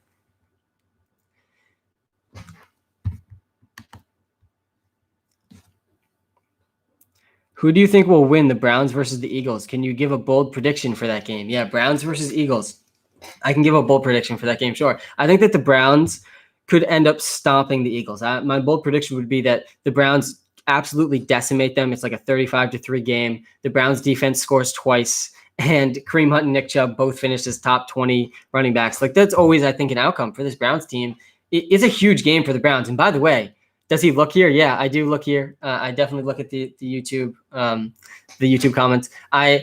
But my bold prediction for this Browns-Eagles game, it is that the Browns completely destroy the Eagles. I think the Browns, guys, it was one of the only futures I made last year. I bet a $100 future. I bet a big future on the Chiefs to win the Super Bowl after they lost to the Titans last year. This year, I made 2 futures. I bet on the Jets under. Obviously, the Jets under 7 wins was basically they were just giving you free money. It was like, here, we'll take your money, we'll hold on to it for a season, but we're going to give you double your money for free at the end of the season. I mean, I don't know how you couldn't have taken that. Jets under 7 wins to start the season. The only other future I made was the Browns to win the Super Bowl. And my logic behind this was it's 2020. And would we be really surprised, guys? Would there not be a more 20 ending to 2020, a more 2020 ending than the Cleveland Browns going to the Super Bowl? I mean, it shouldn't surprise you in this year. So I think that the Browns had the offensive firepower too. And I do still think they're going to be in the playoffs and an interesting team. If they can get a lead, they have a really good offensive line. I think their defense is pretty good too. Hey, Sam, I used the app and want your opinion. Judy or Myers? I'd probably go Myers, but it's close. I bet the app says Judy. I would probably go Myers. I think he's the better matchup this week, but both are really good options. A.J. Brown popping off. Yeah, A.J. Brown's always going to be popping off. I mean, he's a guy that is an absolute beast. He looks like a young Julio Jones. He's still seeing consistent targets. He had a couple drops in his last game. Last game, we had his prop, and it missed because he basically dropped a 75-yard touchdown in his last game. A.J. Brown has insane upside against any team, and I'm willing to start him in fantasy pretty much every week.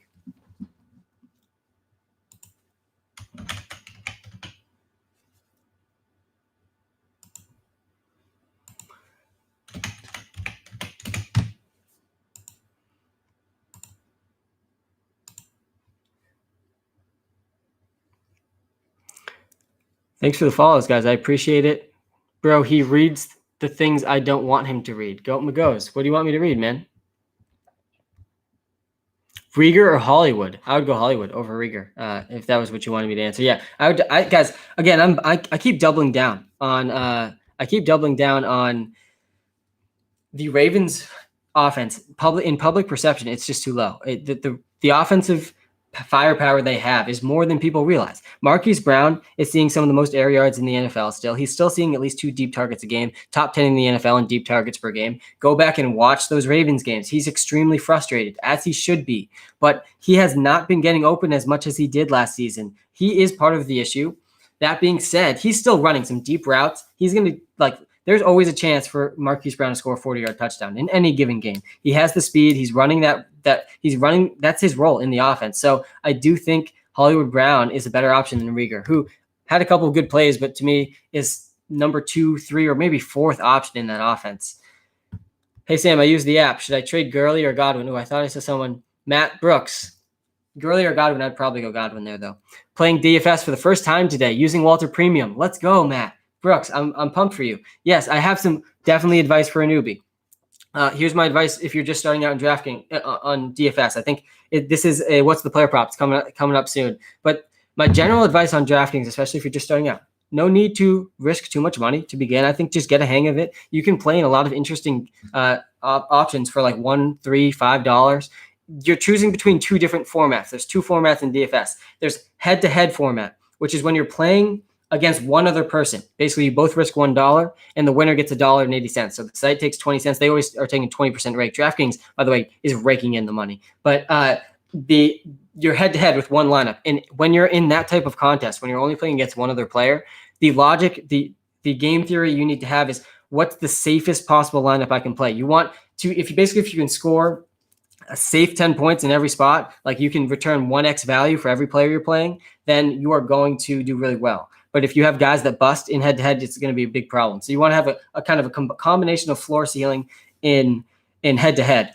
But in tournaments are when you're playing against like 100,000 people. In those, if you're just starting out, I recommend doing just the single entry or like the max 3 entry ones. Because if you're in a tournament, and some of those tournaments, you're allowed to input 150 lineups. And there will be people that do that. The people that are really playing at a super high level, they're maxing their lineups. They're doing correlational stacks and stuff. So you want to be in the smaller entry pools, I think, to start. Those are my favorites too. I don't like going up against people that just have 20 times more lineups than me. So I like the 1 entry and 3 entry ones. And that'd be my general advice for tournaments. Since you're playing against so many people, you got to go for everything upside. You got to tell a story of some massive lineup. Like the first place team is going to have, like all top 5 players in their position. So you got to think, does this player have a chance to be a top 5 player in this position? And will a lot of people be playing this player? Because having a low owned player that does really well is an additional advantage in tournaments.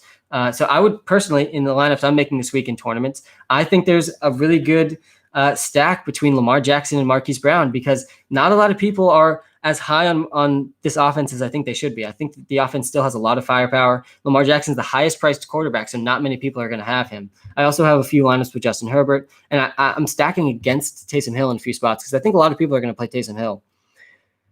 Pick 2, Myers, Higgins, Woods. Myers, Higgins, and Woods. I'd probably rank them in that order. Myers, Higgins, then Woods. Woods has not been safe.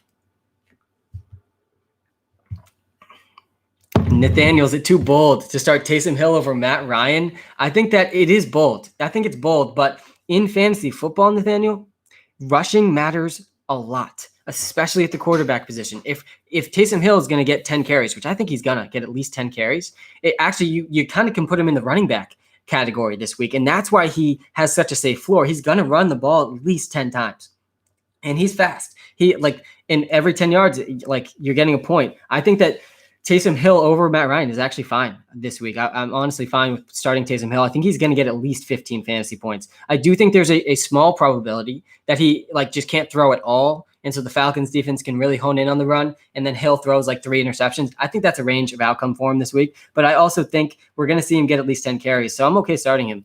Matt Ryan is still a safe option too, though. Start Boyd, dude. Yeah, definitely start Boyd. Bradley, start Boyd, man. Tyler Boyd playing the slot role. Tyler Boyd playing the slot role for the Cincinnati Bengals.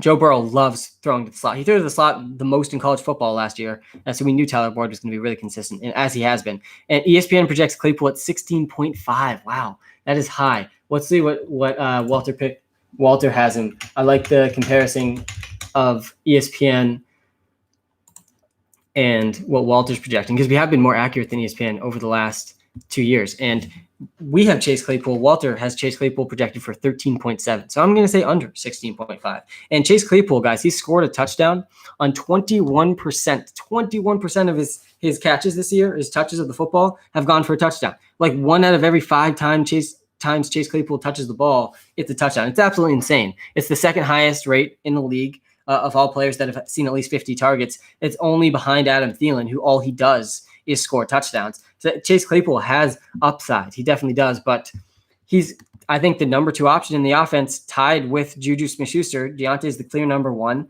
And I don't think him over 16. I think 16.7 is too high of a median projection. We'll see, though. We'll run back this clip, and after the week, we'll see if Walter was more accurate than ESPN. Hey, Sam, should I start Colts or Rams D this week? Colts or Rams D? I would probably go with that's a close one. Both of them against one of them's going against Aaron Rodgers, one of them's going against Tom Brady. I would probably choose Tom. The Bucs' offensive firepower, though, definitely scares me. I would honestly probably just stick with the Rams. They've been a consistent defense no matter who they're playing.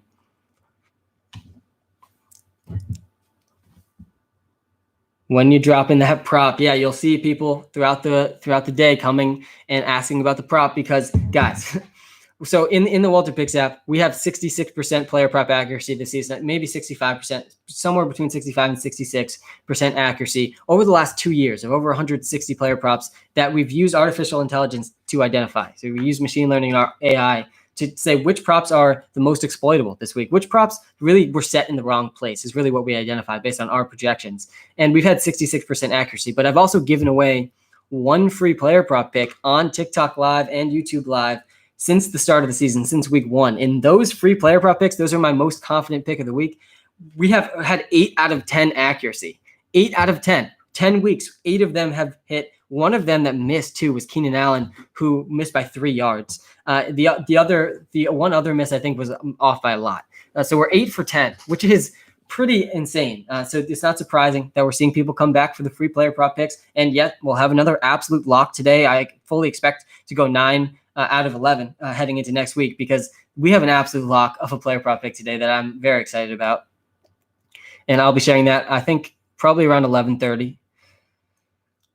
CEH, somewhere between 11:30 and 12:55. If you tune in, you'll get the free player prop pick. Hey, Sam, Watson or Rodgers?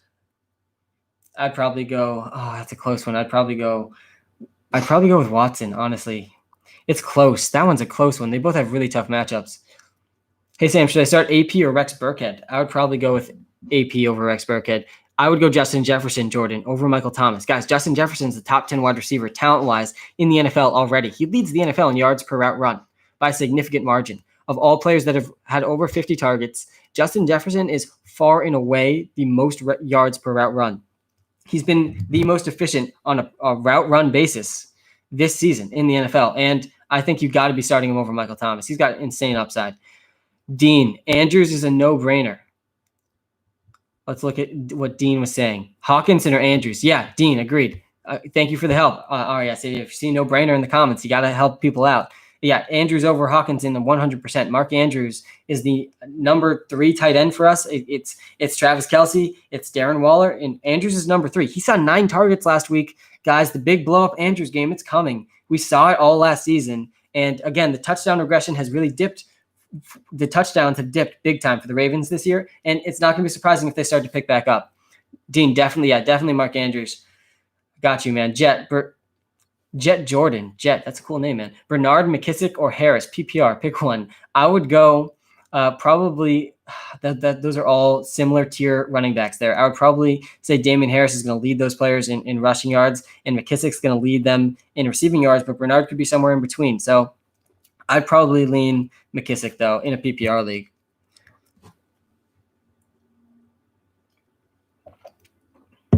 Appreciate everyone that's watching live on YouTube. Definitely hit that like button. If you're watching live on YouTube, it takes 2 seconds. Helps us out a ton.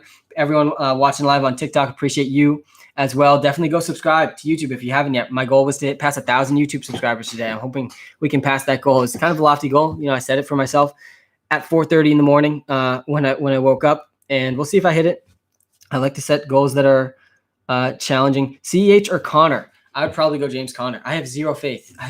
In Clyde anymore. I traded him away in a few of my leagues. If you've been following me from the beginning, I am in 6 high-stakes leagues, and Clyde Edwards-Helaire I drafted him on 4 of those teams, and now I only have him on 1 team. I only got him on 1 team now. I've traded him away. I don't trust him. His workload has decreased over the last 3 weeks, and he's really good. I think he's going to be a really good running back. I still think he has that Brian Westbrook-type style to him that is very impressive, but with Le'Veon Bell there, he's not seeing enough touches per game to trust in fantasy. Duke Johnson or Kalen Balazs? That's a close one. Honestly, I do like Kalen Balazs this week, and I was too down on Balazs last week. I was wrong about Kalen Balazs. I thought he was a bad player, but I underestimated the Adam Gase effect. And since leaving Adam Gase, Kalen Balazs has looked like a good running back, and he's in a system with the Chargers that really involves the running backs a ton. It's why I think Austin Eckler was one of the best buy candidates at the deadline. I was sending a lot of good offers for Austin Eckler. Sending a lot of talent for Austin Eckler in some leagues this week, because I think he's going to have a league-winning upside when he comes back based on the role that the Chargers give their running backs, which is why I like Balazs this week too. Waller or Taysom? Taysom. It's Taysom. It's Travis Kelce number 1, Taysom Hill number 2 at tight end.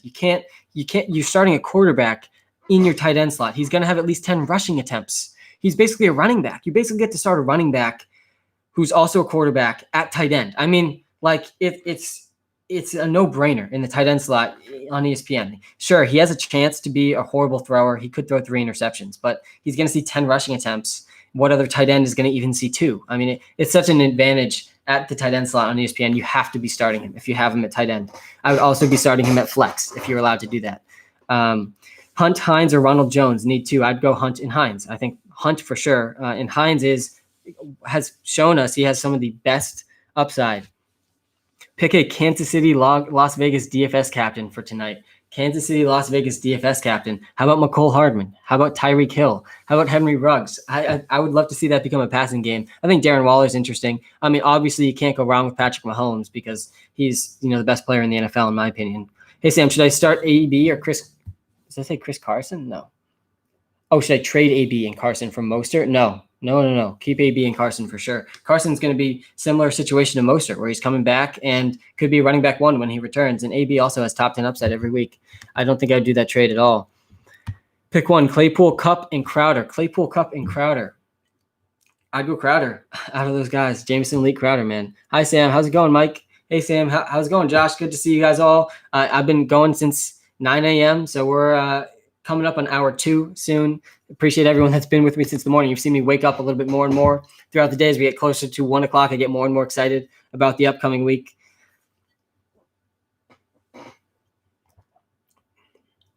Mark, premium subscriber, man, I'm here to help. This is what I do it for. The premium subscribers in the WalterPicks app, those are our true supporters. Those are that is really what the people that are helping me get one step closer to the dream come true of doing this full time. So, Mark, thank you, and I'm here to help. Since Locke might not play, should I flex Clyde Edwards-Helaire over Judy? Should I flex Clyde Edwards-Helaire over Judy? No, I still wouldn't do that, man. Even if Locke doesn't play, I think Judy's the better option over Clyde. And Clyde, he does still have, a good chance at a touchdown. But if he doesn't score a touchdown, guys, Clyde Edwards-Helaire is getting under 7 points. That's what we've come to see with Clyde and his workload now. So I think Judy is going to see more targets, probably similar amount of volume as Clyde, and that's just more valuable at wide receiver. So I'd go Judy over Clyde, even if Drew Lock doesn't play, which it sounds like he is going to play, by the way. And I got to refresh Twitter, see what the updated news is, make sure I can get that to all of you.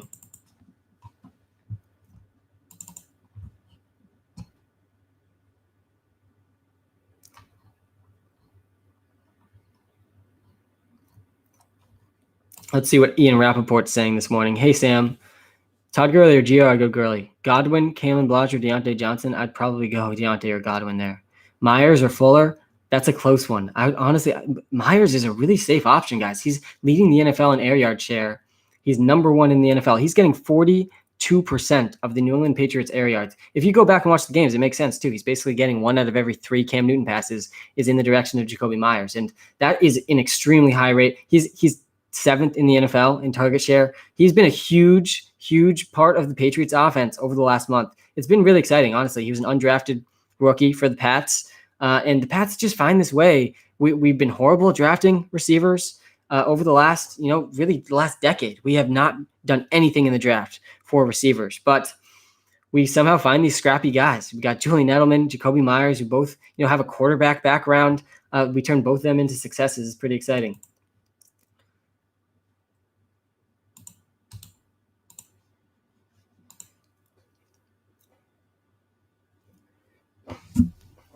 You like MT rest of the season? No, I'm worried about him, man. I'm definitely worried about him.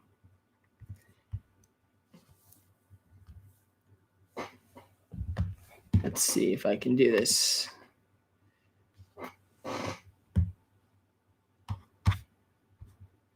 And it looks like I can. I'm just changing the thumbnail on YouTube.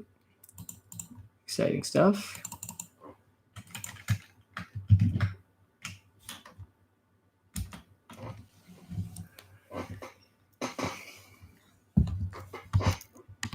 And I'm going to get back to your questions very shortly. Stick around. We're going to give up the free player prop pick of the week very soon as well, which is exciting. Free player prop picks of the week, guys. We've had 8 out of 10, and it's funny. You know, I had a podcast for fantasy football for a long time, actually for like a couple of years. Never was very big, and it's funny now having so many people hear my opinions. You know, I for sure I'm going to have wrong opinions. Of course, that's how bold predictions work. It's also just how fantasy football works. 60% accuracy is like insane in terms of football accuracy. Football is a very high variance sport. You get 6 points for a 1 yard carry at the 1 yard line, and you get 0.1 points for a 1 yard carry at the 50 yard line. That variance is insane. And it's hard to predict the touchdowns. The touchdowns are actually the least predictable part of football. And that is why it's such a high variance game. That's why it's so fun. That was why it was so fun for me to build these projections, because you can really, like, small improvements can give you an advantage over other people based on the fact that it's hard to predict. Like, small improvements, you can make projections that are, you know, better than what I've done, better than ESPN and Yahoo over the last 2 years. So it's definitely possible. And we successfully changed the thumbnail, which is great. You say sell Josh Allen in the app, but what RBs do you think I could get for him? Yeah, Rank Hank, you got to be aware of that sell Josh Allen take. That's been there since week 1. I have not changed that. And that take has gone from, like, in week 1s before, everyone was like, that's a horrible take. Then Josh Allen stinks and everyone thinks it's because the reason I posted that really has nothing to do with how good Josh Allen is. It has to do with how easy it is to find quarterback ones in fantasy football. We started Ryan Fitzpatrick for like 4 weeks this season. Then we picked up Justin Herbert. And now in all of those teams where we just traded Josh Allen for whatever we could get, we just added Justin Herbert for free. Now we're riding into the fantasy playoffs with a top 5 fantasy football quarterback that we didn't have to spend any sort of cost on. That's why you don't draft quarterbacks in fantasy football. I in 2 of my high stakes leagues, I literally didn't even draft a quarterback, and now Justin Herbert's going to be leading me to championships. That was the take. That was the sell Josh Allen take. But still, I'm willing to sell Josh Allen. Go see if you can sell Josh Allen for a guy like Lamar Jackson and something else, because Lamar Jackson, to me, has an amazing playoff schedule and is probably going to be more valuable down the road than Josh Allen. We know Josh Allen can torch bad defenses, though. He's got upside. I mean, we knew that from the start. Sorry to bother, Sam. No, it's not a bother at all, man. But should I start Hawkinson or Hayden Hurst? I'd go Hurst. I think Hayden Hurst is one of the more underrated tight ends in fantasy football. He's seeing top 5 deep targets per game at the position. And even with Ridley back, I think Hurst has a pretty decent shot at a touchdown. I'd probably go Hurst. Hawkinson is a good option too, though.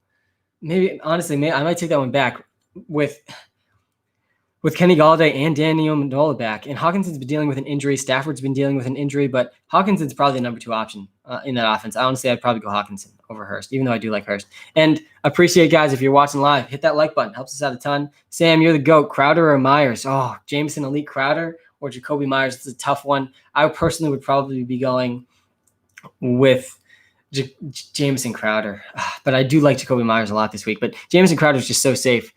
Oh, I like the sports betting ones. How you feeling about this parlay? Jake, Chargers and Vikings money line, Browns, Dolphins. Yeah, I'd like the Browns. I'd like the Dolphins one. Chargers, not horrible. The Vikings, I think the Cowboys could end up having a pretty good game. But it's an interesting one, man. Go for it. Parlays I don't usually recommend. I do always parlay some of the props together, but I don't recommend them. They do decrease your odds probably more than is fair. So I like just doing the single bets.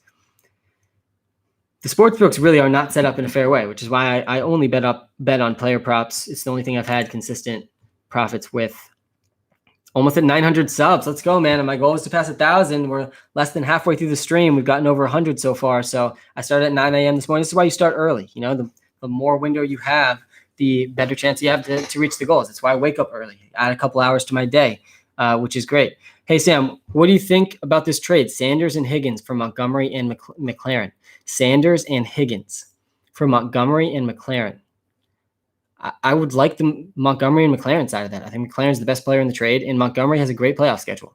Hey, Sam, what do you think about Herbert or Lamar? Yeah, I got this one earlier too. I like this one. I think Justin Herbert, guys, he's had one game under 20 fantasy points this season. He doesn't have a bad game on his resume this year. He has been a beast. I'd argue he's been better than Joe Burrow, and from a real football perspective and from a fantasy football perspective. And I would go Justin Herbert over Lamar. But that being said, Lamar's also a top 5 option for this week. I think they're both top 5 options this week. Lamar Jackson up against the defense, allowing top 10 fantasy points per game to the quarterback position. And Lamar Jackson's, the way that the public perception is viewing Lamar Jackson right now is not high enough. He still has the upside we saw from last year. He's still running the ball a lot. And I do think Lamar Jackson could have a huge bounce back week. I'm playing him in some tournaments today. I'm stacking him with Marquise Brown and Mark Andrews in tournaments until that breakout game happens. I keep doubling down on my Baltimore Ravens take because they have more firepower than people realize. And I'm happy to toss them out in some big tournaments this week where you got to, have contrarian takes to win those tournaments. Michael Thomas or AB? Oh, that's a tough one. I would probably honestly go Michael Thomas, but he definitely has added risk with Taysom Hill. There's a chance Taysom Hill only throws 12 passes. That's within his range of outcomes this week. It's within his range of outcomes to run 10 plus times and only throw 12 passes. So it lowers Michael Thomas's floor a lot. Yo, Sam, Judy or Marvin Jones? I'd probably go Marvin Jones, but it's close. Yo, Sam, Cam or Watson? Cam Newton or Watson? I would probably go Cam. I think Cam Newton, with his rushing, I would go Cam over Deshaun Watson this week. Hey, Sam, I used the app and subscribed. Thanks, Ayers. I appreciate that. Yeah, the subscribers, guys, if you subscribe in the WalterPicks app, I'm here to answer your questions. I appreciate all of you. You guys the subscribers are really bringing us one closer to a dream come true, so I appreciate that. Want your opinion? Pick 2. Judy, Waller, Bernard, Ballage. I personally, out of those 4 guys, I would probably go Judy and Ballage. I think that those guys have the best floor ceiling combination, even if Drew Lock doesn't play. Hey, Sam, Damian Harris or Duke Johnson? I'd probably go with Damian Harris. Duke Johnson, though, played 98% of the snaps for the Texans last week. He really was only coming out when he was calling for a sub. He decided when he was in the game and when he was not. And that's what we're going to see from Duke Johnson again this week. So he should see volume, but I think that the Pats run game has really just been unstoppable. So it's okay to go Damian Harris there. Hey, Sam, Fulgham, Josh Reynolds, Pittman, Lazard, half PPR, so 2 of them. Yeah, guys, I don't trust Lazard at all this week. He's going to be on a snap count according to the reports that I've seen. And I would say that out of those guys, I'd probably go with Pittman and Fulgham. I think those are the best 2 options there. Player prop. Yeah, it's coming up in about 30 minutes. I'll probably release it around 11:30. Free player prop pick of the week. And again, I tell you, people come back for this free player prop pick. We've been 8 out of 10 this season, 8 out of 10, and you can't refute it because everyone in the live stream knows. I've been saying it. I'll post the track record maybe this week. We've gone 8 out of 10 on free player prop picks this season, and one of them that missed was a 4 yards off for Keenan Allen. So we've really come really close to being 9 out of 10. And we have another lock this week. I share my favorite lock of the week, and we have another lock this week that I do think we're going to go to 9 for 11 heading into next week. Brady or Newton? I would go Newton over Brady this week. Brady's got a tough matchup.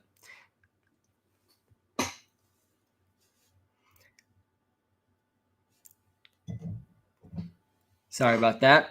Sam, Rojo or Parker? I'd go Parker.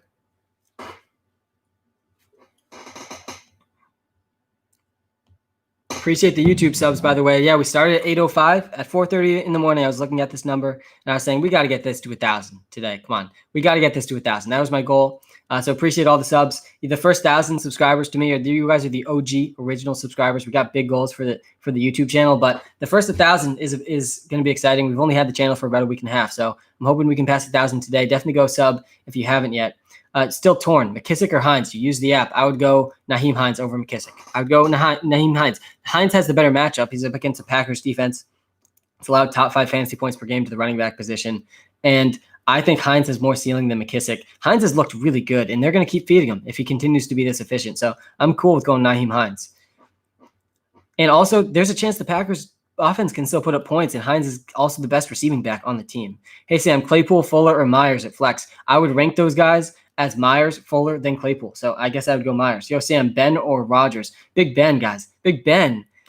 We're talking about practice. Big Ben doesn't practice all week last week and then goes and finishes as a top 3 fantasy football quarterback, dropping dimes, throwing touchdown after touchdown. I mean, Big Ben has been on a tear. He's been a really good fantasy football quarterback this season. He's probably been the best old quarterback of the season, which I don't think many people were expecting. I certainly was a little nervous about him going into the season, but he's been good. And I think I'm trusting him as a top 10 quarterback again this week against a defense that really hasn't done very, very well stopping quarterbacks this season. I mean, in terms of the old quarterback update, quick old quarterback update, we had a lot of old quarterbacks going into the season, and it was interesting to see how they were going to do, especially a lot of them on new teams. Aaron Rodgers leading the way with 23.5 fantasy points per game, still been very consistent. Then we have Tom Brady 2 spots behind, averaging 20 fantasy points per game. That's probably going to see an increase after this week when they have a really good schedule to end the year. Then we have Ryan Fitzpatrick, who averaged 19.9 fantasy points per game at a very old age. A couple spots behind him, we got Big Ben and Matt Ryan still averaging 19 fantasy points per game. Drew Brees has been one of the worst of them, averaging 18 fantasy points per game. Still not that bad. So we've seen a lot of old quarterbacks still kind of produce this season. Mike Davis or James Conner. It's actually an exciting trend for the league, by the way, that quarterbacks can sustain this efficiency at this age. Mike Davis, I'd probably go Mike Davis there. Mike Davis, guys, he's another good option this week against the Lions defense that has not stopped. I think that Mike Davis, you're not playing Lions. Who's Mike Davis playing?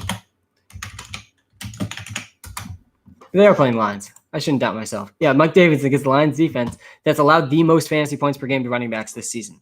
They've been the worst defense against running backs. And that makes Mike Davis a start running back 2 this week. He's good in DFS too. Trade Clyde or keep him. Trade him. It's time to trade. It is absolutely time to trade. Clyde Edwards-Hilaire's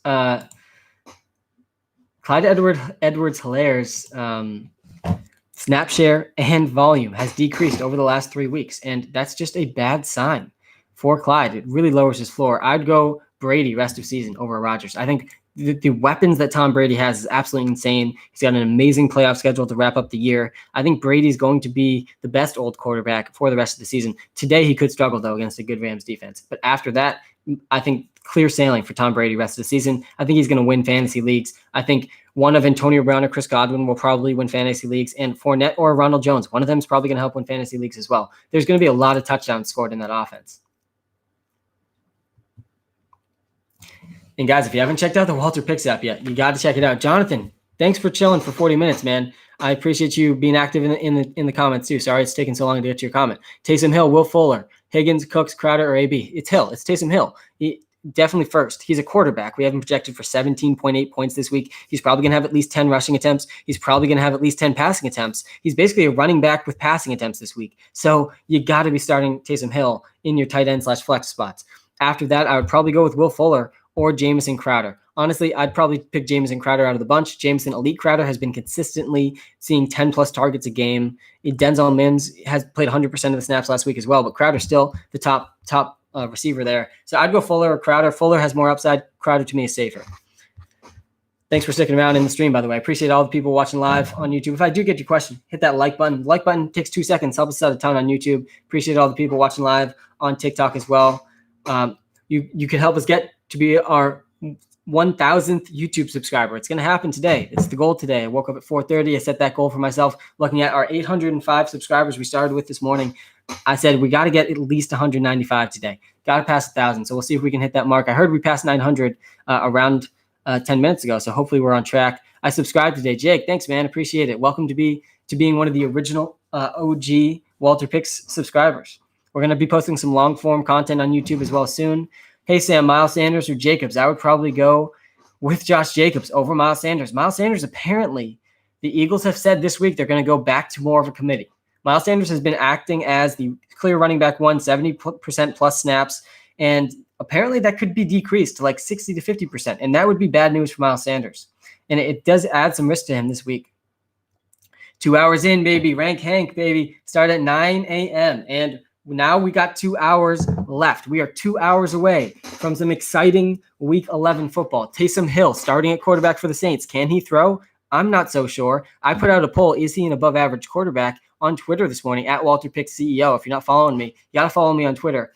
And 98% of the responses as of when I started this stream, I'm not sure what the number is at yet. One of you guys can let me know in the comments what that poll is at on Twitter, but 98% of the people last time I checked said Taysom Hill is a below average quarterback. And we'll see. We'll see if he can really have some interesting run plays and they can get the run going with Taysom Hill. It could be an interesting offense. I think he has a small chance to do really, really well. I think he's still startable in fantasy. He's our number 2 tight end because he's going to have at least 10 rushing attempts. But if the Falcons can hone in on the run and he can't throw at all, that is going to be bad news for the Saints. I think it could end up being a 3-pick game from Taysom Hill. That's within his range of outcomes. There's a huge range of outcomes for Taysom Hill this week. That's not surprising to anyone. So I do think it's an interesting week. I'm excited to see how it goes between the Falcons and the Saints.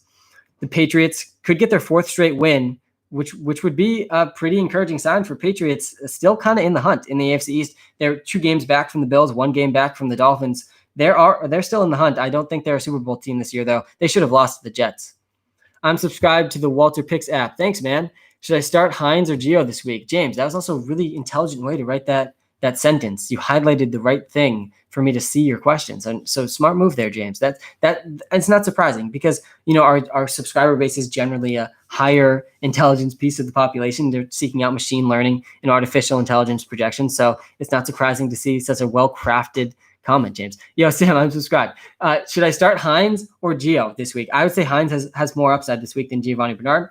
I'd argue that Giovanni Bernard is the safer option because he's going to have more, we're more confident Giovanni Bernard's going to see 15 touches than we are Nyheim Hines, but I would still go Hines. Hines is also against a Packers defense that's allowed top 3 fantasy points per game to the running back position this season. They have not stopped any running backs. Hines, if he continues to be this efficient, they're going to continue to feed him.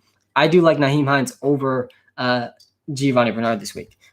Hope that helps, James. And thanks for being a subscriber. All the premium subscribers in the WalterPicks app, they bring me one step closer to a dream come true of doing this full time. So definitely appreciate all that. Today's Wilkins Day, LOL. Definitely could be. Wilkins, who knows? I mean, it's similar to the Pats running back situation over the years. Pats offensive situation now is actually pretty predictable. But with the Colts, I would say Hines is going to get the best opportunity at scoring fantasy points today, but it could be Jordan Wilkins that ends up scoring 2 touchdowns. It could be Jonathan Taylor that ends up scoring a couple touchdowns. Who knows? I would argue that Hines still has a really high ceiling, though. Deontay or Juju? I'd go Deontay. Deontay Johnson's had over 25% target share in every healthy game he's played this season. I've been saying that stat since week 4 because it was impressive in week 4, and it's now even way more impressive in week 11.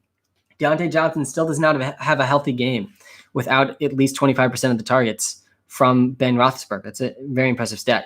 Keston, you are the number 86 subscriber. That's a real OG, man. All the first 1,000, I'm considering my premium, my original OG subscriber. So definitely go subscribe on YouTube. My goal is to pass 1,000. If you're on TikTok, go to our link tree in the account, hit subscribe to YouTube. It'll bring you right there. You're 2 clicks away from subscribing to 3 clicks away from subscribing to our YouTube channel. It's just couple of touches of your finger. It'll take you 15 seconds. My goal is to pass 1,000 today, so really would appreciate it.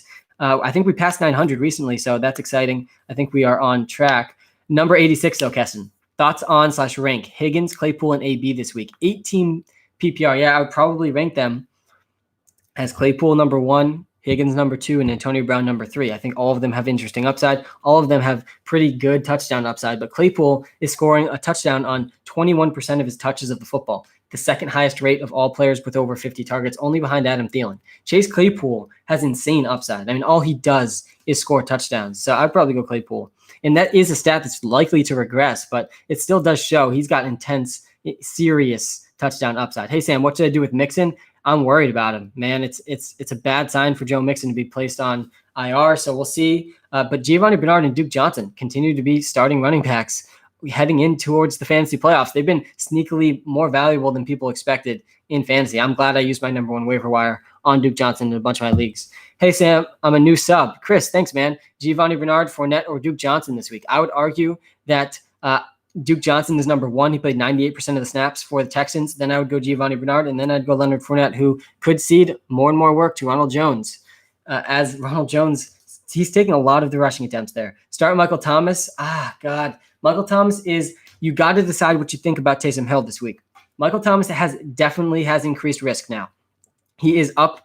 He's playing with a quarterback that has not thrown more than 20 passing attempts in the NFL. We are not sure he can throw. There's a chance that he only throws like 12 passing attempts in this game. That's a realistic range of outcomes for Taysom Hill. He gets like 10 to 15 carries, 12 passing attempts, and there's a chance that those 12 passing attempts go really poorly. There's a chance he can't throw very accurately, and that's not going to be good for Michael Thomas. So he has increased risk, though he is still Michael Thomas. He still had one of the best seasons we've ever seen in the NFL last year. Can't just forget about that. So he does still have an interesting upside to him as well against the Falcons secondary that hasn't stopped anyone this entire season. So I think he's still a start, but he definitely has a lower floor than he would have if it was Jameis Winston, or especially if it was Drew Brees playing. Hey, Sam, pick 3. I didn't see the 3, but again, you can answer your start sit questions on the WalterPicks app in the iOS App Store. I have spent probably around 400 hours now building this app. I keep saying over 300 hours, but that was like when the season started. And we've continued to build different tools in the app since the season started. It's probably over 400 hours now. We just came up with a lineup optimizer for DFS that uses linear programming. You pick the pool of players you're most interested in. You hit optimize, and it'll give you the 5 maximum projected point lineups based on our machine learning projections. I mean, it's how it was basically mirrors the system I used in DFS before. Now I kind of streamlined the process, and all the premium subscribers can use the same process along with me. So I appreciate everyone trying out that lineup optimizer. Definitely let me know what you think. If there's any features you think we should add, let me know. We can make that happen. I'm starting Gronk, but is there any other tight end that you think will do really good this week that's on the waiver wire? Austin Hooper might be on the waiver wire, and I think he could do pretty well this week, but I'd probably still go Gronk.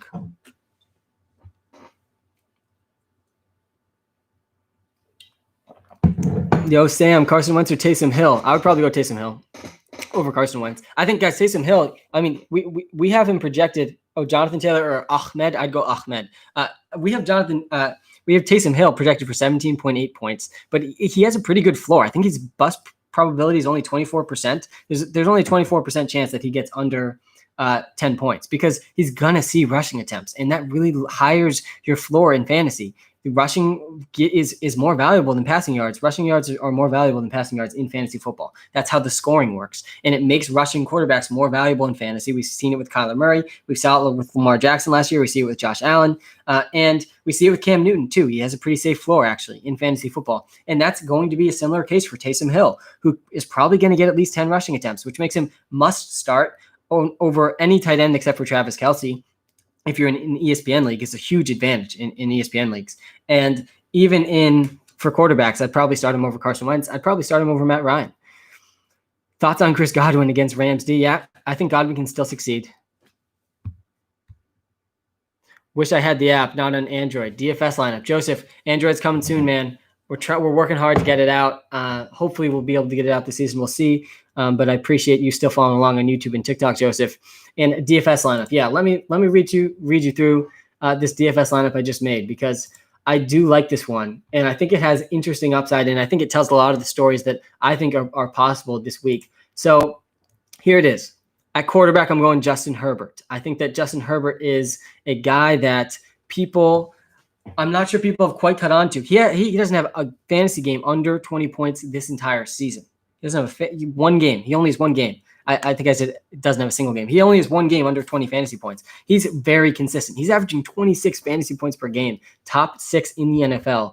Then I'm going with an interesting stack of Todd Gurley and the Falcons. And again, this is a contrarian lineup. I'll give you one of my safer lineups in just a moment, but I think that there's a chance Taysom Hill can't throw it all. And if that's the case, the Falcons should be able to stop the run if they can just stack the box. So if Taysom Hill has a really bad game, this lineup should do well. I'm stacking Todd Gurley, who's top 3 in the NFL in red zone touches per game, definitely has touchdown upside. We just saw Wayne Gallman score 2 touchdowns against this defense. So it's definitely possible. And then I'm going with the Falcons defense stacked with Todd Gurley, because they could easily score a pick 6 this week. I'm also playing Marquise Brown and Mark Andrews. I have a lot of Lamar Jackson, Marquise Brown, and Mark Andrews in tournaments this week. I think that the public perception on them remains too low. I'm going to keep doubling down on that take until it becomes true, because it absolutely is. They're going to have a huge bounce back week eventually. Then I'm going A.J. Brown, Marvin Jones, and Mike Williams at wide receiver. All those guys to me have more upside, having really high upside that you're looking for in tournaments. I also have a lot of Ezekiel Elliott this week on DraftKings. This is the cheapest he's been, I think, in his entire career, 6,500. He's still seeing consistent volume. They're making changes on the offensive line. I think that should help him. And the Vikings defense really hasn't been that great. So I do like Zeke this week as well. He's averaging 16.8 fantasy points per game still. Follow-up question. Start sit. MT, Taysom Hill, Claypool. Yeah, I would definitely go Hill over both those receivers. You're getting to start a running back who's going to see at least 10 carries, and he's also going to throw 10 passing attempts. That's how I'm thinking about Taysom Hill this week. That's what he's going to do. He's going to see at least 10 rushing attempts, and he could probably see 12-plus passing attempts. It gives him unique floor-ceiling combination that quarterbacks always have, and I'm going with Taysom Hill over most receivers and over every tight end except for Travis Kelce.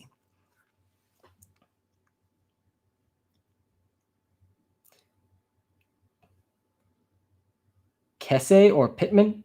I don't know who Kesse is, but I like Pittman. Hey, I just found you on TikTok and came here to sub. Thanks, man.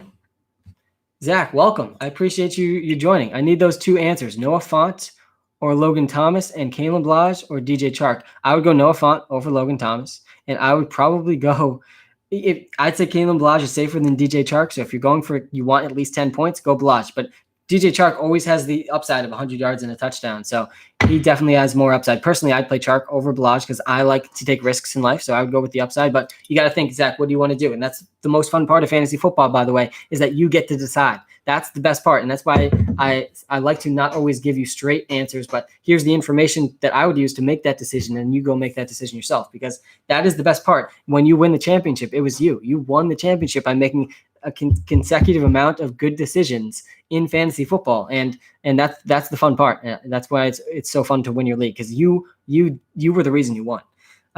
Antonio Gibson or CEH, and of course, getting a little bit of luck with not injuries and picking some of the right players. There's definitely luck involved as well. Hey Sam, just sub to the app. Should I trade Sanders for Eckler and AJ Brown? Yes. Do that trade. Austin Eckler is going to be just as, if not more valuable than Miles Sanders heading into the fantasy football playoffs. And you're also getting AJ Brown. It's a no-brainer deal for me. And apparently Miles Sanders is going to be more of a committee soon. Hey Sam, love the app. Thanks, man. I appreciate that, Ethan. Damien Harris or CEH. By the way, Sony Michel's back. I know he's back. It's interesting that he's back so fast. I wasn't expecting that. I would probably go with Damien Harris still. I still think he's going to be the workhorse back. I don't think Sony Michel is going to get too many of Damien Harris's carries.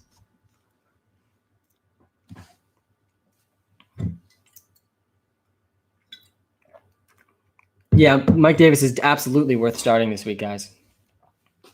And definitely help each other out in the comments. If I can't get to your comment, I won't be able to get to all of them. I'm trying to get to as many as I can. I appreciate, especially everyone watching on YouTube. Definitely go subscribe to YouTube if you haven't. My goal is to pass 1,000 YouTube subscribers today. I'm also live on YouTube right now, and that comment section is getting read as well.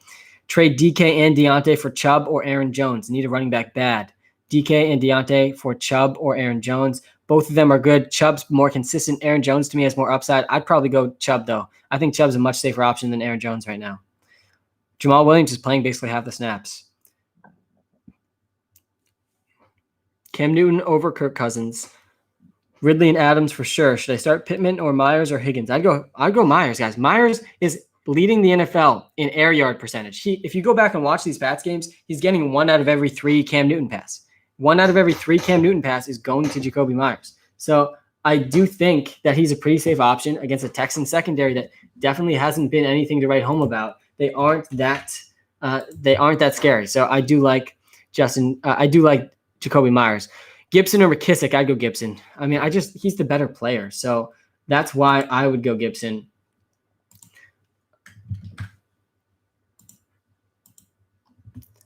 I mean, Antonio Gibson, guys, he's the better receiver, even though he's not getting more targets. And he has been seeing 10-plus carries a game, so I do like him. Another fantasy expert said no, but would you trade Sanders for Raheem and Kenny? Johnny, I'm honored you consider me a fantasy expert. That's what I'm striving to be. Obviously,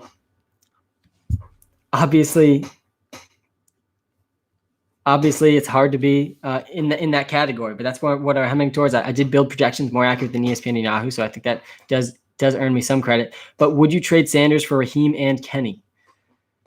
It's close, man. Because again, I do think Miles Sanders, the committee talks could be real, and that could be lowering Miles Sanders' floor. Raheem Mostert, he had 20 fantasy points in each of the 2 games that he played. Kenny Galladay, we know, is a touchdown machine when he's back. Johnny, if you're already in the playoffs, I think I would do the trade. I'm okay doing that trade if I'm already in the playoffs. If I'm not, though, I think I would hold on to Sanders. He still is. Sanders is still really talented. He's very good. I just worry that the workload might decrease. Godwin or Boyd. I would probably go Boyd over Godwin. I think Boyd's much safer this week.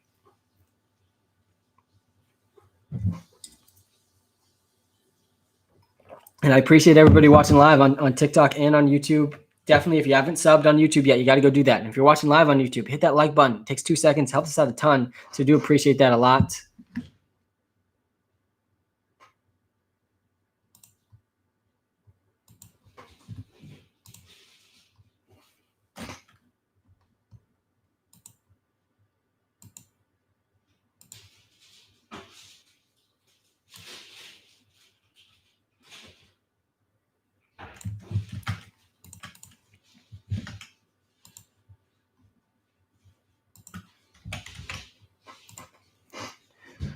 Do I start Bernard or Harris? I'd probably go Harris. Kamara, please talk about him. Yeah, I mean, Alvin Kamara still, I think he might be our top running back this week still. I don't think you can bench Alvin Kamara just because of Taysom Hill. He's still going to see, guys, there's a chance Alvin Kamara still sees 25 touches today. You could honestly argue he's going to see even more touches with Drew Brees out.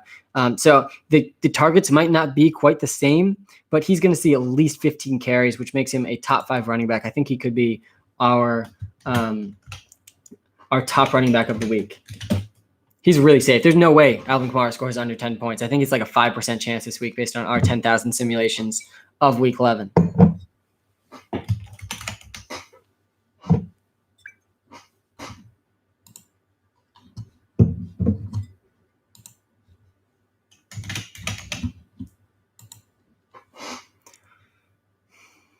Lattimore is out. How does it affect Julio? I think Julio Jones and Calvin Ridley, they're both very much startable this week.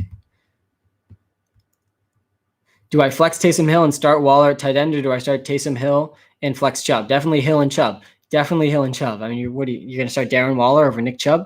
Sam, Keenan Allen and Younghoe Koo for Godwin and Brady. Wow. The kicker in the trade and Younghoe Koo. I mean, we got to love Younghoe Koo, but I would do that trade for sure. You're getting Godwin, who's probably slightly less valuable than Keenan Allen, but you get to stack him with Tom Brady in an amazing playoff schedule in fantasy football. I like the trade, man. I would do that one. Let's see if there's any new updates in terms of news.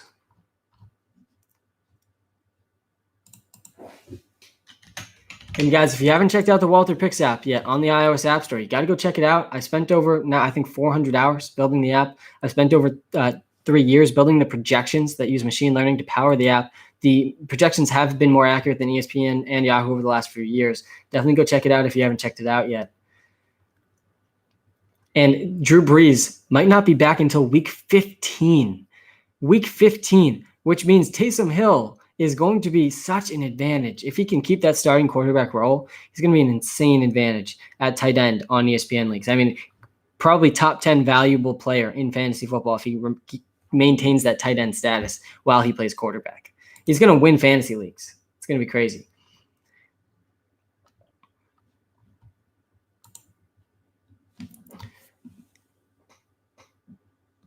Yeah, I do think DJ Moore can do really well today. I think Robbie Anderson can do really well too. I don't think the Lions secondary scares me very much.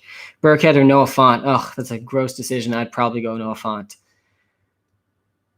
And Sammy Watkins is out, making McCole Hardman another deep play. I'd probably be playing him on the DFS tonight.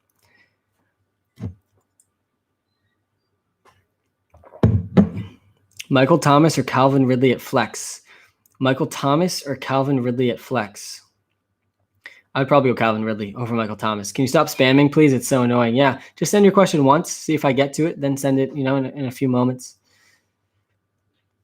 That's not how TikTok works, but I think we can be civil on YouTube. Definitely go subscribe on YouTube. We're trying to pass 1,000 YouTube subscribers today. We started at 800 this morning. I set the goal of 1,000 when I woke up this morning. So please go subscribe on YouTube if you haven't yet. We're going to be posting some longer form content on there. So definitely keep your eye out for that. McKissick or Ronald Jones? I would probably go McKissick over Ronald Jones in a PPR league. Do you do DFS leagues for money yourself? Yeah, I am in a head-to-head DFS league, actually, that it's like $120 entry, and it goes through the playoffs if you can make it to the playoffs. And the DFS league ends, I think, at the wild card round. Last year, I came in 6th. This year, not doing as well. I think I have an outside shot in the playoffs this year still, but hasn't gone very well in the head-to-head for me in that league. But in terms of tournaments, I've had 3 out of 4 weeks doing pretty well in DraftKings, and I'm aiming though for the tournaments. Like I'm playing more and more in tournaments, less and less in the cash games, because I'm trying to get one of those big top prizes. I haven't hit any of them yet, but I do think. With the way I'm approaching it, I think that I have a chance to, win one of those big ones. Thielen or Kupp? I would probably go Adam Thielen over Kupp against a bad Cowboy secondary. Slow mode, please. Is there slow mode?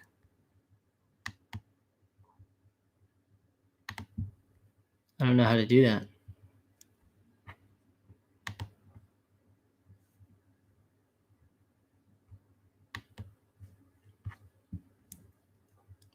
Sam, list your top 10 wide receivers. Zach, we're going to be posting a video soon about our top 10 receivers and running backs. And get ready. You're going to see Justin Jefferson in the top 10 wide receivers. I'm sure I'm going to get a lot of backlash for that. But Justin Jefferson leading the NFL in yards per route run of all players with at least 50 targets. Nobody has more yards per target or more yards per route run than Justin Jefferson. He's been the most efficient wide receiver in the NFL.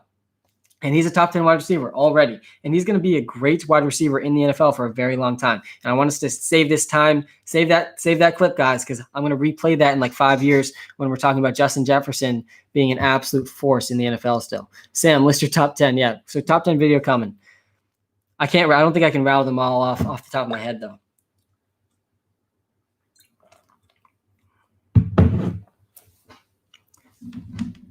It's going to be very interesting to see Taysom Hill this week against the Falcons. I think that the Pats are going to get their 4th straight win. I think Lamar Jackson and the Ravens are going to play very well this week. I definitely have some Lamar Jackson, Marquise Brown, Mark Andrews stacks in DFS this week. I do think that the whole offense is still kind of being overlooked overall.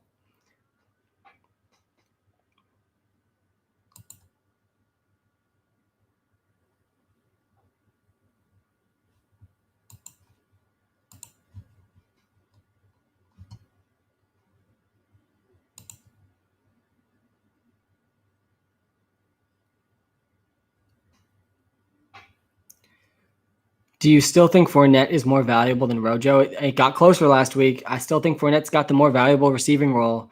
But if Ronald Jones does take 65% of the carries and he's the one getting the goal line carries, like Ronald Jones saw more goal line carries than Leonard Fournette, which was that to me was probably the most concerning sign of the whole game, not the 99-yard touchdown run, which was impressive, by the way, 96 or 98 or something maybe. But if Leonard Fournette continues that receiving role and we can see him take that goal line role, I do think he's more valuable. Right now, though, I'd say it's really close. I was probably a little too overconfident with Leonard Fournette over Ronald Jones.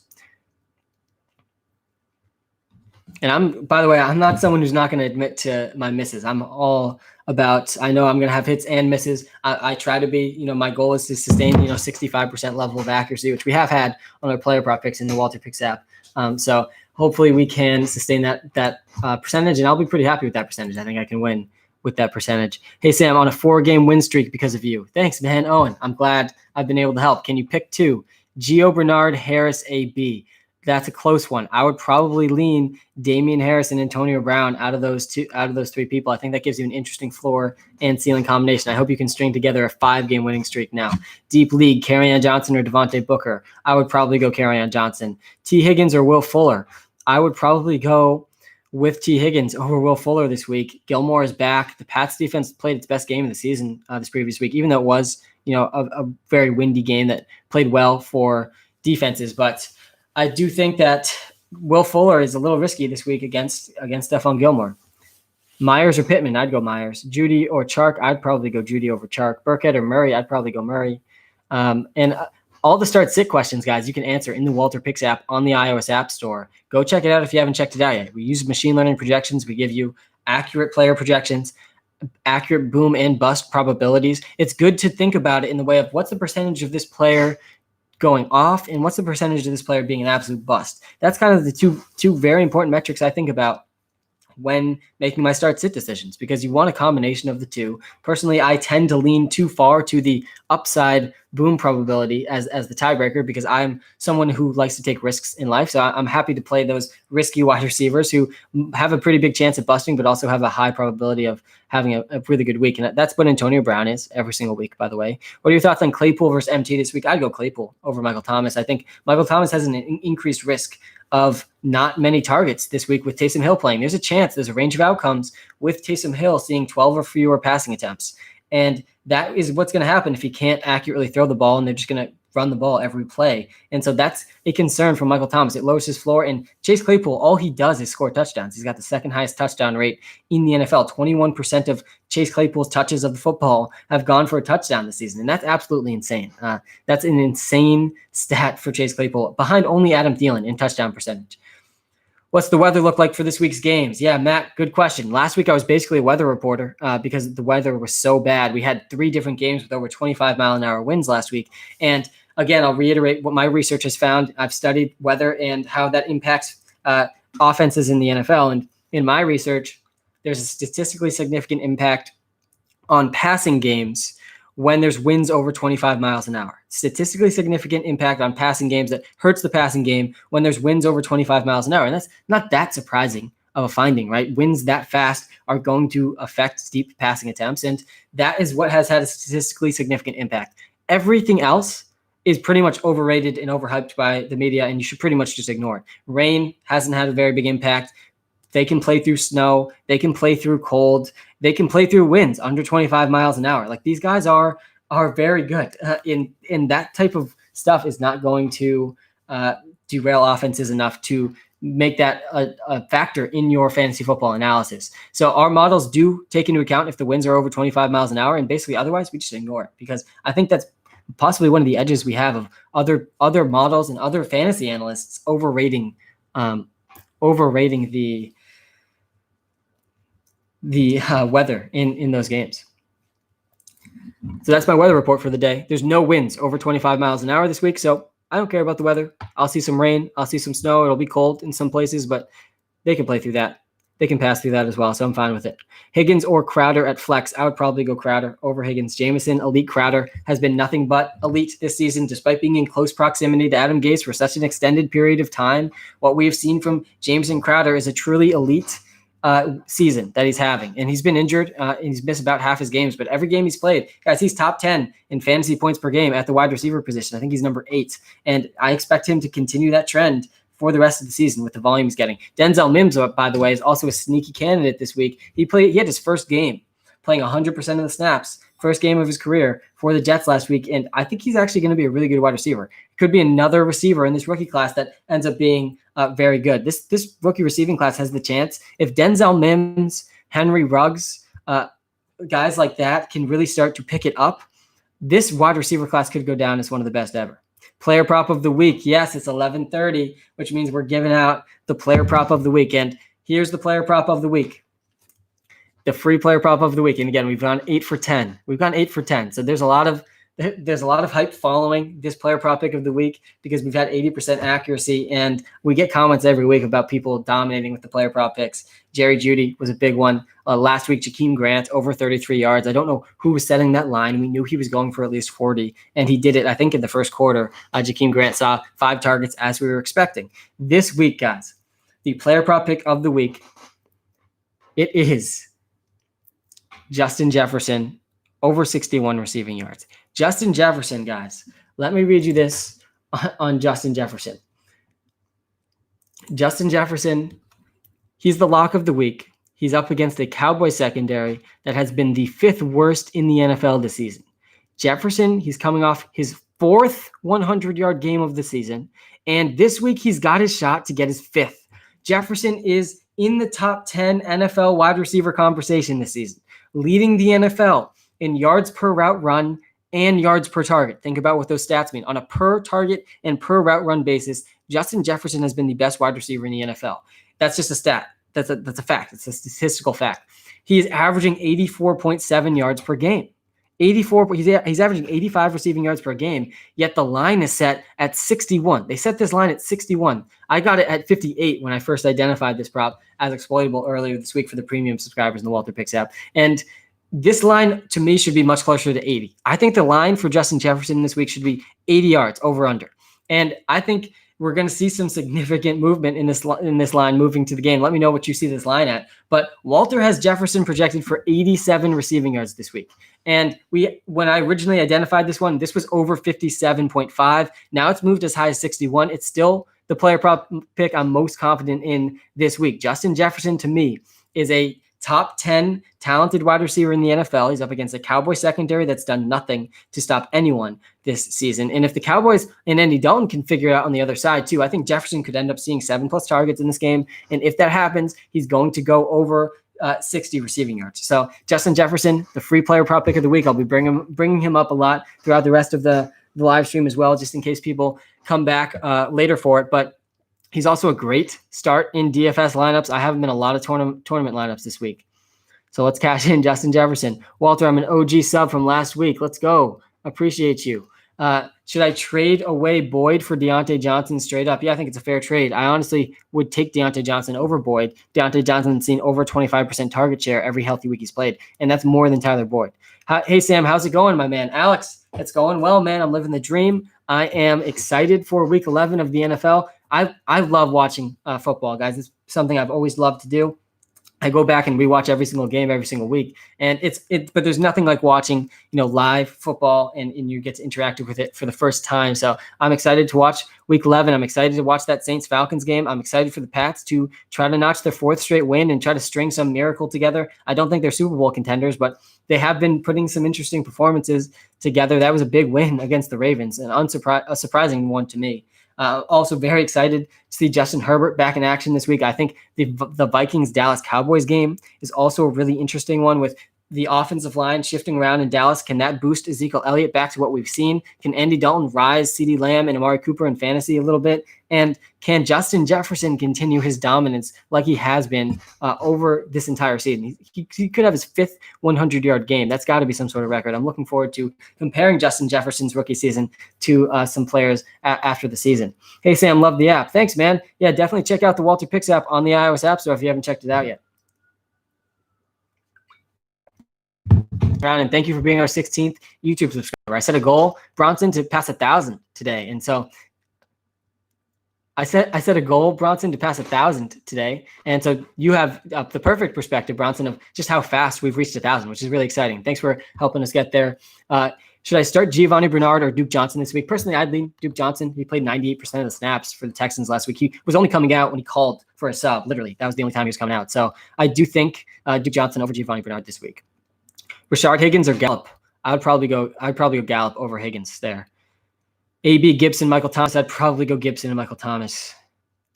Damian Harris or DJ Chark or Antonio Brown? I'd probably go DJ Chark out of those 3 guys, honestly. I think DJ Chark has the highest ceiling. And again, I tend to lean more towards upside. Damian Harris is probably the safest one. Taysom or Waller? It's Taysom, Mason. Taysom is a second best tight end if you can play him at tight end this week. Taysom Hill is only behind Travis Kelce for us in our projections. So he's a lock, guys. He's playing quarterback, but he's also basically playing running back. He's going to see at least 10 rushing attempts. So you're basically getting a running back who's going to throw at least 10 passes at your tight end slot. I mean, it's just a completely OP, overpowered thing in fantasy football right now in ESPN.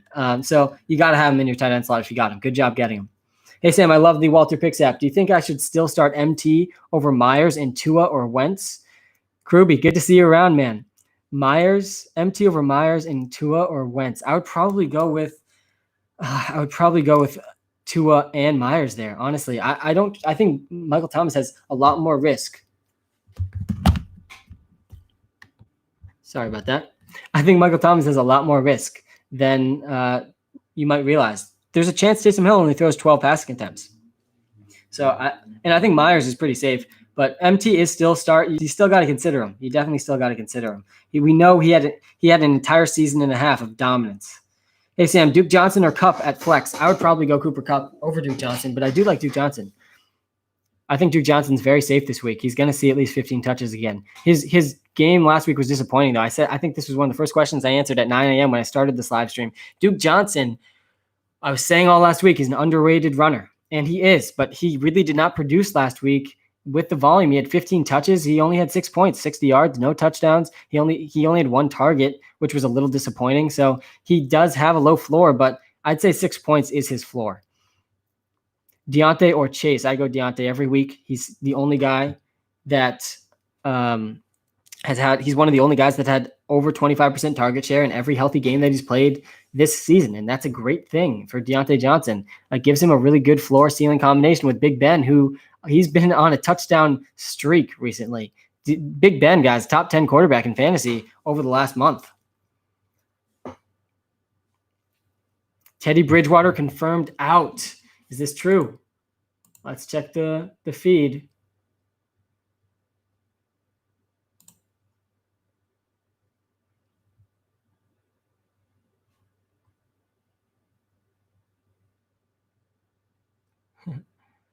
Let's see. I don't see. Teddy Bridgewater will not start for the Panthers today. Wow.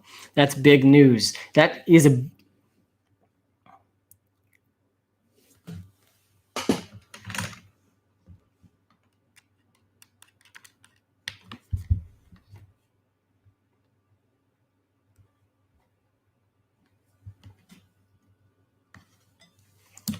And we are currently at 1% battery on my phone.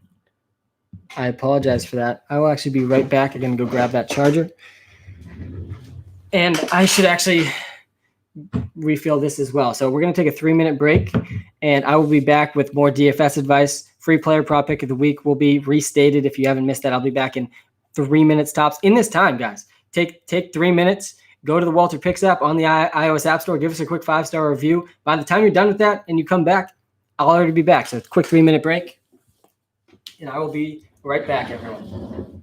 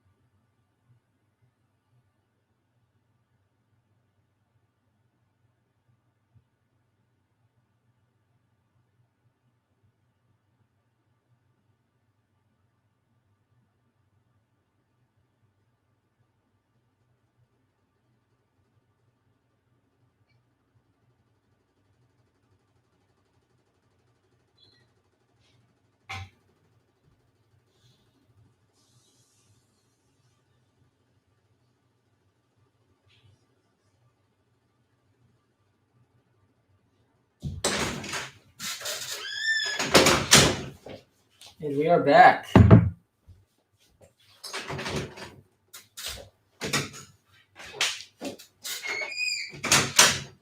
to plug this in.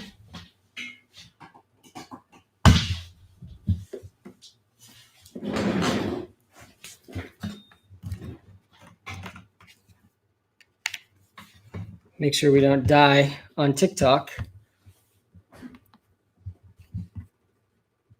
And we're back. Appreciate everyone who stuck around, guys. Let me get to your questions. To everyone that stuck around, I'm going to get to your questions right now. So,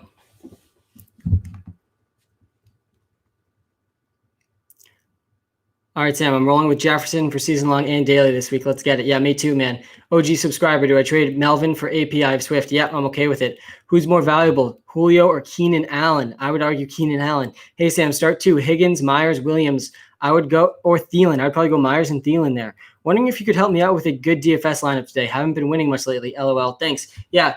Are you playing tournaments or head-to-head? Because if you're playing tournaments, I'm okay. If you're playing tournaments, I think that Lamar Jackson, Mark Andrews, Marquise Brown is an interesting dart throw. And again, tournaments, you can go long stretches of not winning because you're playing against hundreds of thousands of people. You got to be playing those high-risk lineups. And I think Lamar Jackson, Marquise Brown, Mark Andrews stack is interesting this week. I also think Ezekiel Elliott's a great option in DFS this week.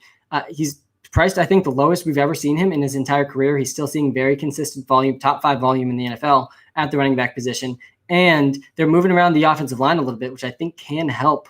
I do think that can help with his touchdown issues. I think that he could score multiple touchdowns this week. So I do like Ezekiel Elliott in DFS. I also think Justin Jefferson pretty much has to be in all of your lineups. Again, Justin Jefferson was the free player prop pick of the week this past week. This week, he's going over 60 receiving yards this week. So I do like Justin Jefferson a lot in DFS as well.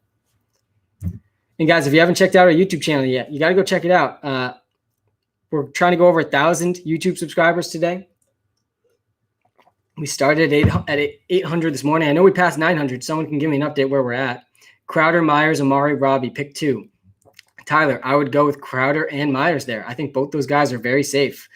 Kirk Cousins or over Tua. Yeah, Kirk Cousins is in a good spot this week against the Cowboys secondary that hasn't stopped anyone. The only concern with Kirk Cousins and Justin Jefferson and Adam Thielen is, will the Minnesota Vikings get a big lead? Because if they get a big lead, they're just going to continue to run the ball like they have in every game that they've gotten a big lead. But I do think that the Cowboys offense could sneakily be better than they have been over the last month today. With Andy Dalton back, there's improvements on the offensive line. I do think that the offense for the Cowboys could have its best week in a while. So that would mean good things for Kirk Cousins, Justin Jefferson, and Adam Thielen.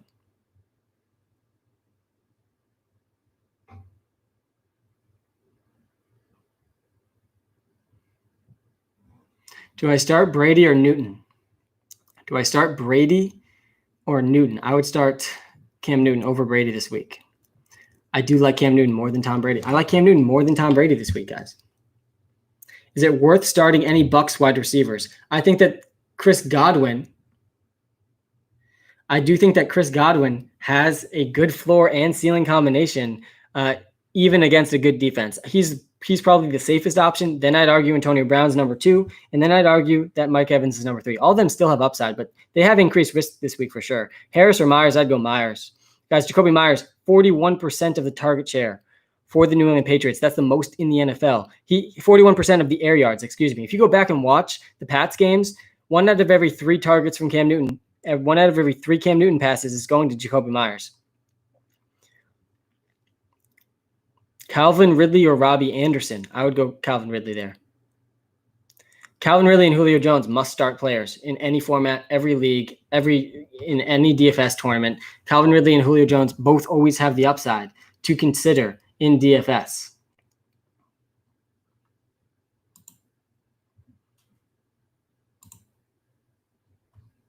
And I do think that the Detroit Lions defense is worth starting now in DFS because no Teddy Bridgewater for the Panthers. That's bad news. That is bad news for Robbie Anderson, DJ Moore. It's bad news for that whole offense. Mike Davis is going to be hurt by that. I do think that the Lions Adrian Peterson stack is actually interesting. So let's throw it back, guys, to the old days where Adrian Peterson was dominant in fantasy football. He's only 4,000 on DraftKings this week. He's an interesting stack with the Detroit Lions heading into this game. The Lions are also really cheap, so you can really fit in a very good team if you are using a lineup with both of them. Who should I sell Boyd for? I don't think you should be selling Tyler Boyd. He's the primary slot receiver for Joe Burrow, who we know has loved the slot since college. He threw the most targets to the slot position in college football last year, and we've seen it continue this season. Tyler Boyd's seeing very consistent work, playing that primary slot role for Joe Burrow.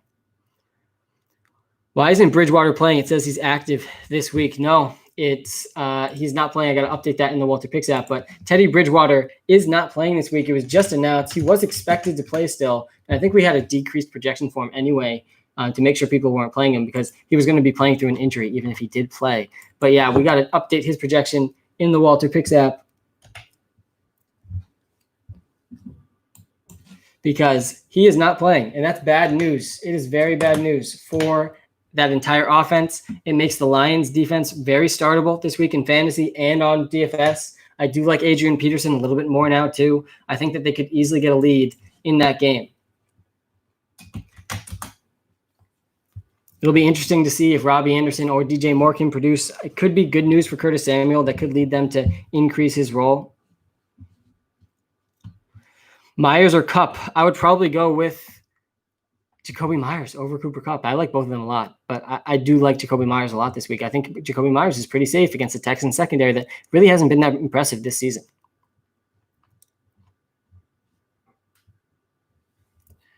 Do I start Bernard or Robbie if Bridgewater isn't playing? Bernard probably could be better than Robbie Anderson now without Bridgewater. And I'm updating all of these projections in the WalterPicks app right now based on this news. Slowly but surely updating them while live.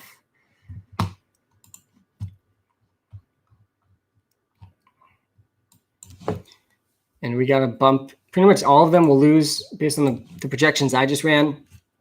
All of the Panthers receivers lose like a 2-point projection basically in the app because without Teddy Bridgewater, we kind of project that whole offense for fewer passing yards. It means a lower floor and ceiling for everyone in the offense.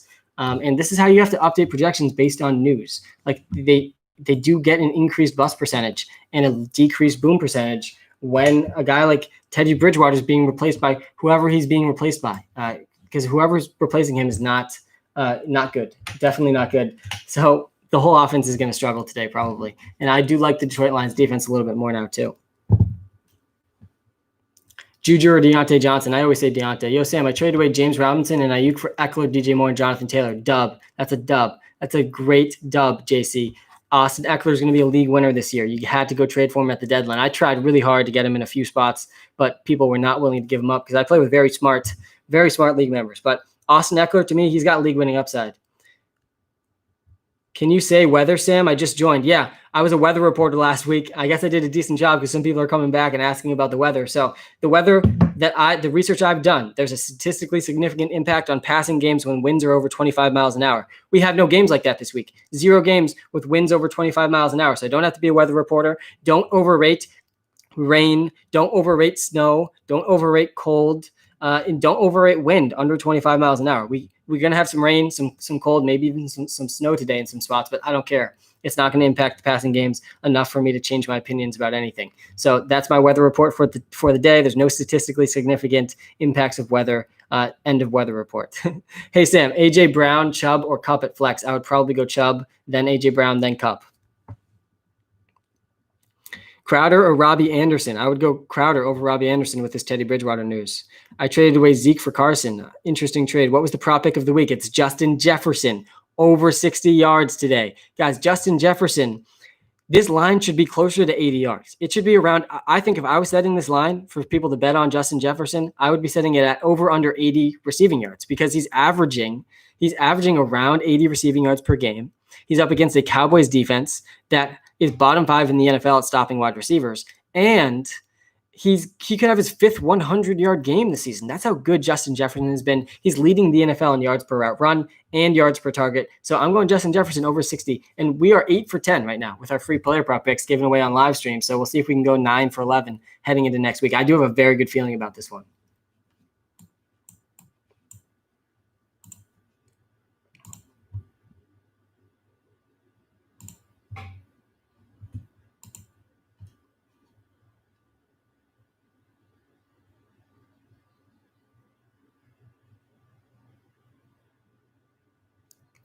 Thoughts on Wentz?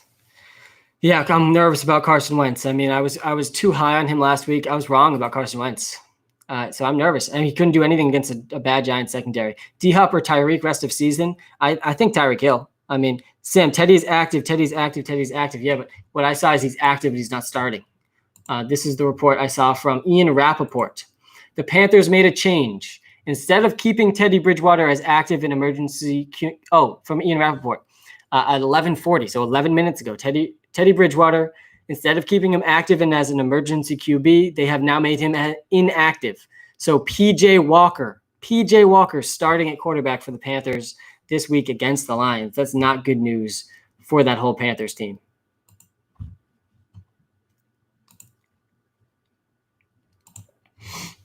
Would be fun to make a PJ Walker DraftKings lineup, though. I bet that's going to be pretty low owned at this point with everyone. He's only 4,800 on DraftKings. How about instead of Taysom Hill, we go with PJ Walker and pair him with Marvin Jones and see how that goes.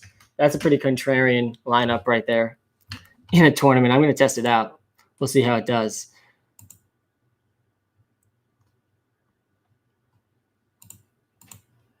I do think Ezekiel Elliott at 6,500 on DFS this week is a great option.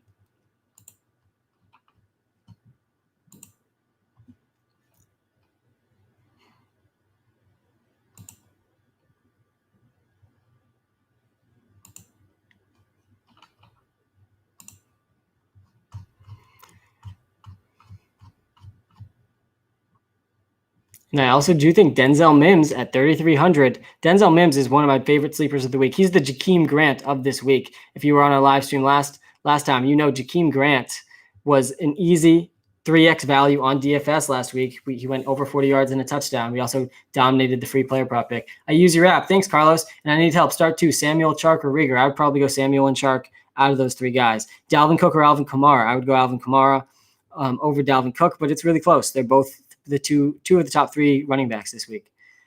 Hey, Sam, on a 4-game win streak because you. Nice. Gio Bernard, Harris, or AB? I think I answered that one earlier. I think I would probably go Harris and AB out of those three guys. Love the app, Sam. Thanks. Yeah, check out the WalterPicks app on the iOS App Store if you haven't checked it out yet. And go subscribe on YouTube if you haven't subscribed yet. We got 30 people watching live on YouTube right now as well. Appreciate every single one of you watching live on YouTube. Hit that like button if you haven't hit it yet. It does help us out a lot. And check out the YouTube channel. It's linked in our TikTok account. On our link tree, you can go subscribe on YouTube. My goal was to pass 1,000 YouTube subscribers today. We'll see if we can do it. I'm definitely hoping to reach that goal before 1 o'clock games start.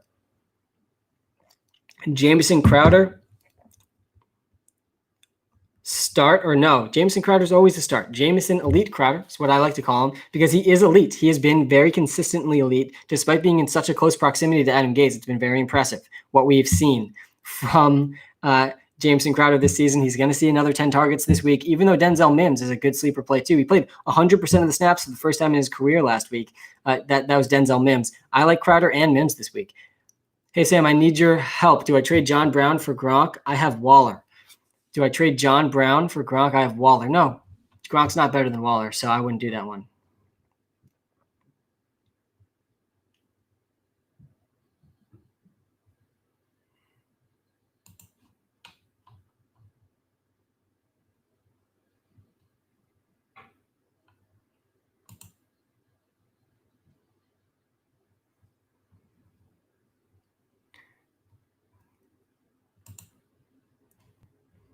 Stack PJ Walker with Robbie Anderson. It's an interesting one this week.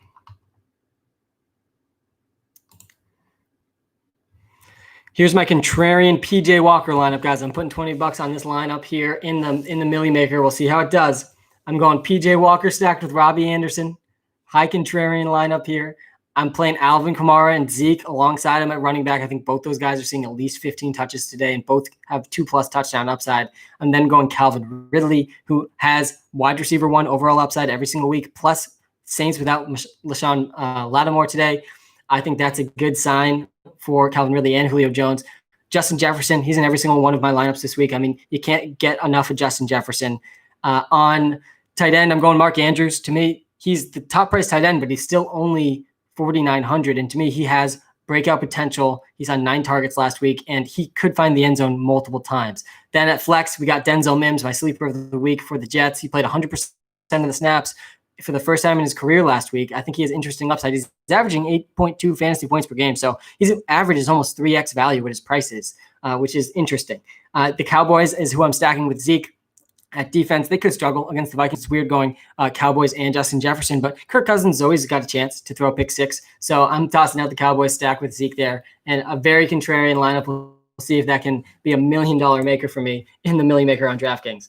That's a PJ Walker. I'm starting against the Lions. Taz, how's it going? I'm going to start Hollywood over Cooks. Interesting, Matt. I think the Ravens have been too low in public perception for quite some time now. And the Marquise Brown breakout game is coming. It's going to be really hard to predict exactly when it comes. But yeah, take your shot, Matt. It could come this week. And man, is it going to feel good with Marquise Brown in your lineup finally having a big week. So I'm cool. Can you say your lineup again? This was a very contrarian lineup, so beware. Don't try this at home, guys. I'm starting. I just got the news. PJ Walker is starting.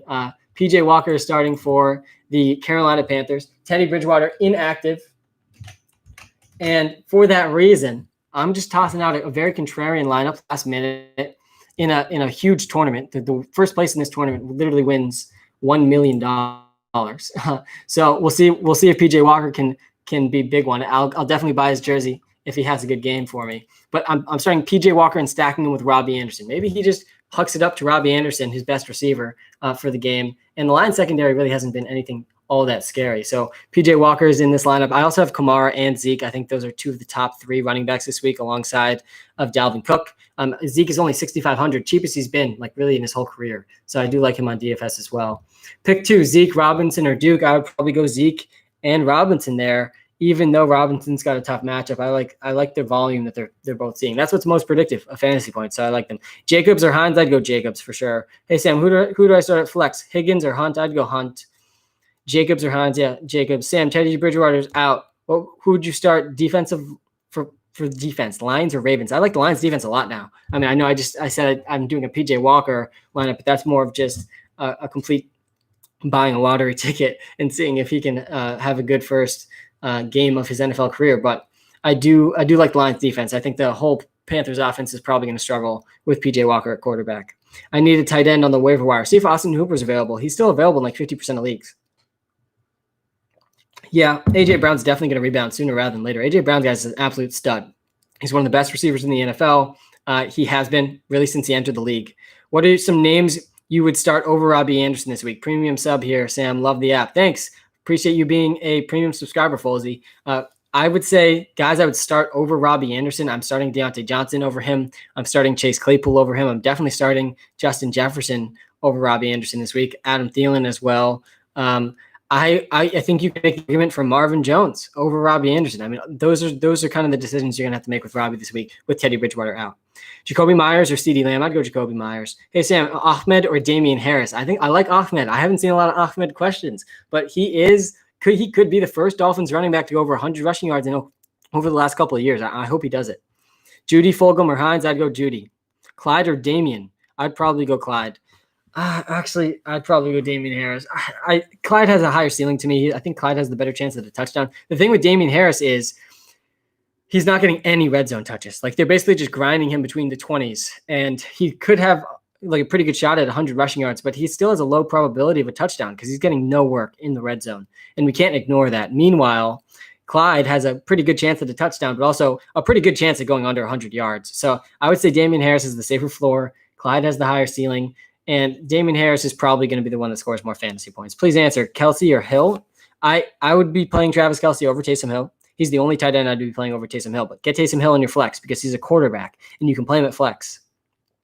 I'd start Kelsey and Hill. Taysom Hill, Derek Carr, or Tannehill? I kind of like Taysom Hill, honestly. Guys, Taysom Hill is going to get at least 10 rushing attempts. And if he's getting at least 10 rushing attempts, he is definitely startable. Joseph is back for the prop pick of the week, and it's not surprising because we got an 8 for 10 on our player prop pick. So it's not surprising when we see people returning for this free money that we're basically giving away each week. And this week, it is Justin Jefferson over 60 receiving yards. It's an absolute lock this week. I don't think you can go wrong with it. Justin Jefferson leading the NFL in yards per route run by a significant margin. He's averaging over 80 yards per game. For some reason, this line is set at 60. I think it should be closer to 80.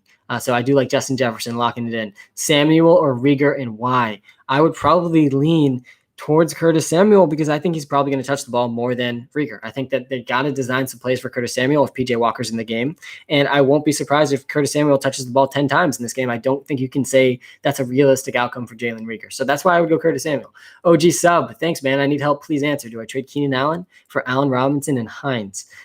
It's a fair trade. I would personally keep Keenan Allen, though he's the best player in the deal, and I don't like giving up the best player in any trade. Henry or Robinson? I would probably go with Derrick Henry.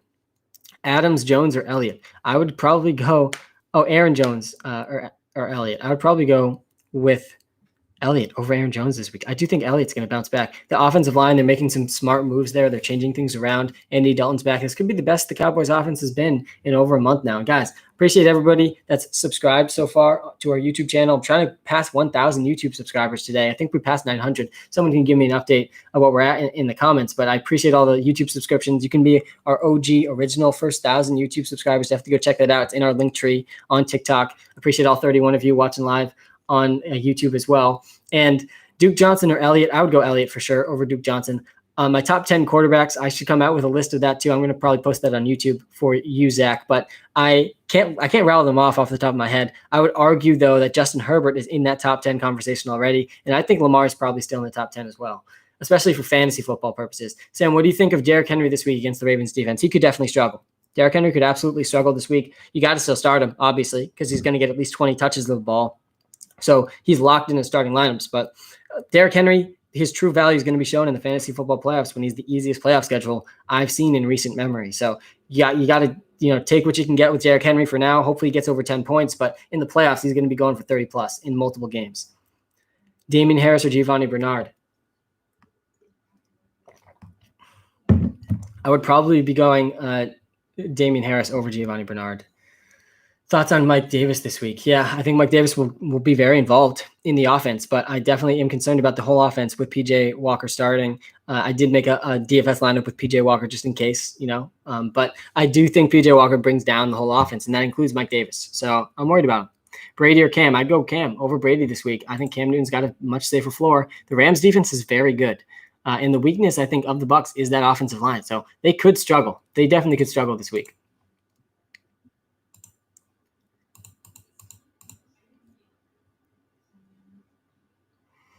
We're very close to passing 1,000 YouTube subscribers, guys. We're 50 away. You can be one of the 50, the last 50 in our OG original YouTube subscribers. I set the goal this morning to pass 1,000 YouTube subscribers, and we were almost there. A lot of you guys have helped today with that, so I really appreciate that. We're 50 away. Just go tell one friend, each of you, 50 of you, tell one friend to go subscribe on YouTube. We just passed 1,000 YouTube subscribers. I appreciate that. And I know maybe not the friends in your league because you don't want them competing with you with this brilliant advice that we give away, but a friend that's not in your league, send them this link. Just subscribe, man. Thanks. Should I do Drake and Kyler for Lamar and Cook? If that's Dalvin Cook, yes, 100% you should do that trade.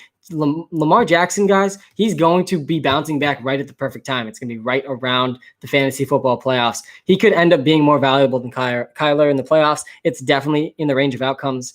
And I think that Dalvin Cook's the top 5 fantasy football running back. So I like the trade a lot. Terry McLaurin or Jamison Crowder? Definitely McLaurin. You can't go wrong with McLaurin. Trade Cooper Kupp and A.J. Brown for Scary Terry. Premium sub, and I subscribed on YouTube with 3 different accounts. Ryan, wow, that's a true fan right there. We appreciate you, even though those aren't true 3 different subscriptions. Boost the numbers. So, all right, Ryan, we'll take it. A.J. Brown for Scary Terry. Yeah. Oh, Cooper Kupp and A.J. Brown for Scary Terry. Yeah, Scary Terry is the best player in the deal. I think A.J. Brown's close behind him, though. So I don't know. If you're starting Cooper Kupp and A.J. Brown, I don't like the trade. But if you're not starting both of them, then yeah, you're upgrading a starting spot. So I like it. You got to, guys, over a fantasy season, depth matters. But as we get closer to the playoffs, it's time to trade that depth for valuable starters. And you got to take your shot. Only one person wins the league. You need to shoot for some upside to win a fantasy football championship. Everyone knows, anyone that's won a championship can tell you, it takes the right circumstance of events. You got to line up your team with a good playoff schedule, and you got to get some guys that have some upside, because you need to win 3 consecutive weeks in the playoffs. Hey Sam, what do you think of James Robinson this week? Yeah, I'm nervous about James Robinson. He's up against a very good defense, but I do still think he's going to get 20 touches, 20 opportunities in that backfield, which makes him, to me, still a top 15 running back in fantasy football. And again, guys, appreciate the YouTube subs. I hear we're really inching close to 1,000. I set that goal for myself this morning when I woke up around 4:30 this morning. We started the stream at 9, so we're on track right now to pass 1,000. We got about an hour left in the stream, so let's see how much farther past 1,000 we can get. But we're really close. So definitely hit that subscribe button on YouTube. It's linked through our link tree on TikTok. Watson or Hill and J-Rob or Davis. I'd probably still start Watson over Taysom Hill. But again, Taysom Hill is going to get at least 10 rushing attempts. It gives him a very unique floor. So I do like Taysom Hill's floor. I think that Watson's safer, though. And I would probably go Oh, that's a close one too. James Robinson or Mike Davis. I'd still probably go James Robinson over Mike Davis. I think PJ Walker really does bring down the upside in that offense, though Mike Davis should get at least 15 opportunities still. So it's a really close one. Both of them are in similar situations. Davis obviously has the better matchup, but I'd still go James Robinson. Big Ben or Hill? Oh, I'd probably go Big Ben still. Hurst or Cup at flex? Definitely Cup. I hate starting tight ends at flex unless their name is Taysom Hill, which is just overpowered. Zeke or Mike Davis? I'd go Zeke. And I also have McKissick. Yeah, McKissick's been very good in PPR leagues, guys. He's seeing consistent targets. He had 14 targets in a game. I mean, we're not going to see a running back with 14 targets again this season. I'm playing Taysom Hill or Tom Brady. Such a close one. I mean, again, Taysom Hill has a pretty safe floor. He's going to have at least 10 rushing attempts. He's up against the Falcons defense that's allowed the second most fantasy points per game to quarterbacks this season. So Taysom Hill has a floor, but I'd probably still play Tom Brady over him. Taysom Hill, for me, I'm willing to play Matt Ryan. I'm willing to play him over Matt Ryan. I'd be willing to play him over Tom Brady if you're going for floor, but I think that his ceiling, I'm not convinced he's going to be able to throw that well. So we'll see. But he has a really wide range of outcomes. He does have risk, but he has a very potentially safe floor if he does see 10 rushing attempts. 970 subs. We're Tyler Kurtman. We're 30 away. Thielen, Aaron Jones, Gurley for Dalvin, Allen Robinson, AJ Green. Thielen, Aaron Jones, Gurley for Dalvin Cook, Allen Robinson, AJ Green. I think it's a fair trade. I do think it's a fair trade. I would probably rather decide, though, getting the best player in the deal, which is Dalvin Cook.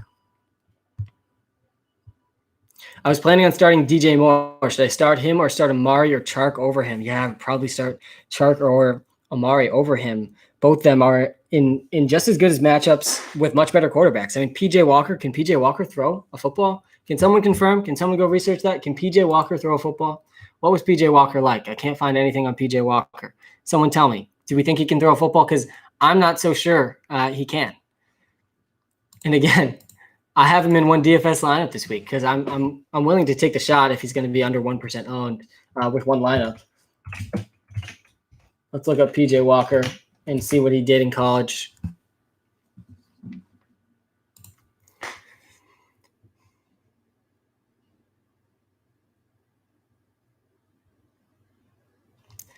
He also played for the Houston Roughnecks of the XFL in 2020, leading the league in passing yards and touchdowns before it was suspended its operations due to COVID. Wow, PJ Walker, guys, might actually be good. What if he's good? He did well in the XFL, led the league in passing yards and touchdowns. So let's ride with PJ Walker. Let's make a couple interesting lineups with PJ Walker. I guess he is a pretty good runner as well. He had over 300 rushing yards in back-to-back seasons. He played for Temple. 3,000 passing yards his final season. 22 touchdowns. It'll be interesting. I'm excited to watch PJ Walker now. I don't know about you guys. But PJ Walker is going to be an exciting guy to watch. And definitely, guys, if you haven't checked out the WalterPicks app yet, you got to check out the WalterPicks app on the iOS App Store. How's the quality, by the way, for you on YouTube? Let me know in the comments. Got to see if investing in some increased quality is worth it. Who wins, Ridley or Claypool? Ridley and Claypool for Mixon and Juju. Probably the Ridley side. I'm nervous about Joe Mixon, guys. He's been out for a while, and I don't know when he's coming back. Very blurry. Yeah, Liam, I don't know how to fix that. It must be a Wi-Fi thing. We'll try to get not worth it. Quality is fine. Interesting. Probably invest in a nicer camera soon. So close to 1K, AB or DJ Moore. Yeah, I think a good celebratory thing after passing 1,000 YouTube subscribers is investing in a nicer camera. Thoughts on Raheem Mostert? I do think Raheem Mostert has league-winning upside. Yeah, he had over 20 points in the 2 games he's played. So he has upside for sure. And guys, if you're on TikTok right now, you have a chance to be our 1,000th YouTube subscriber. We're like 20 away from hitting 1,000 YouTube subscribers in under a week and a half. Pretty lofty goal. I'm very excited to pass that threshold today. I hope that we're continue to inch closer to it, and you guys can help us get there. We started at 8:05 this morning when I woke up, and we're nearing in on 1,000. Hey Sam, AJ Brown, Robbie Anderson, or Zeke at flex? I'd probably go Zeke. I think Zeke is very safe this week. MT or Juju? I'd lean Juju. MT's got increased risk this week, guys, with Taysom Hill starting at quarterback. So does Robbie Anderson. So does DJ Moore. So does Curtis Samuel. All of those guys have increased risks. Honestly, you could argue Curtis Samuel could benefit from Teddy Bridgewater being out, being more involved probably in the short passing and running game. With Walker starting now, should I start Robbie Anderson or Damian Harris? Oh, that's a close one now. I would probably, again, use the WalterPicks app. I updated Robbie Anderson's projections in there. On the iOS App Store, you can do any start-sit comparison. Helps you make your start-sit decisions with accurate player projections, boom probability, and bust probability. But I would say I'm still playing. I'd probably go Damian Harris now. I think it's close. I think Damian Harris doesn't have as high of a probability of a touchdown that Robbie Anderson has, but I'd say he has a safer floor for sure.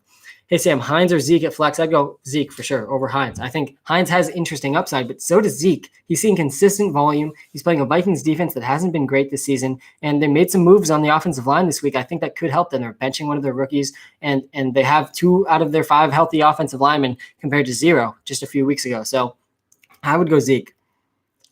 Balaj or Bernard. And if you're watching on YouTube Live and you've already subscribed, one thing you can do to help us is just hit that like button. It will help us reach a little bit more people on YouTube. That help 2 seconds to hit that like button helps us out a ton, so appreciate that. Hey, Sam, Hines or Zeke at flex? Yeah, I'd go Zeke again. Hill or PJ Walker? Taysom Hill or PJ Walker? This is the content that we need. This is why I'm so excited for Week 11. It's Week 11 of the NFL.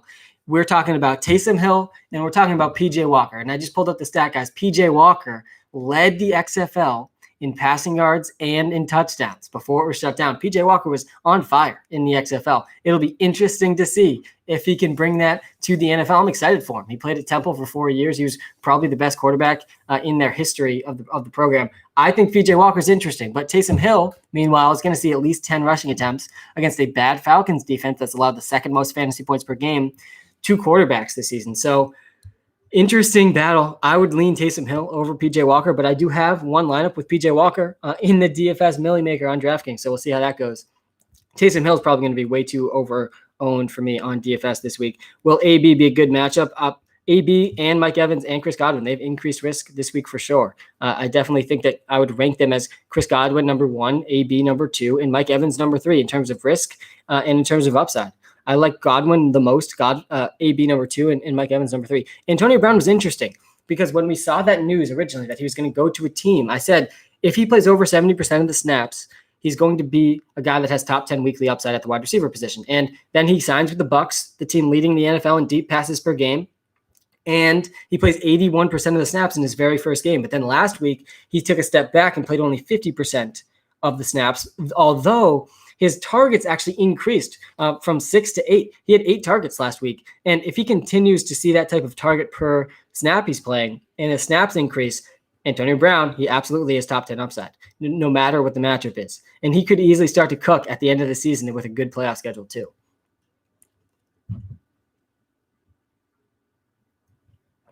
Henry, Chubb, Hunt, Sanders, Davis. I have to start 3. I would go Henry, Chubb, and honestly, I'd probably just go Hunt there. I think that's a pretty safe approach.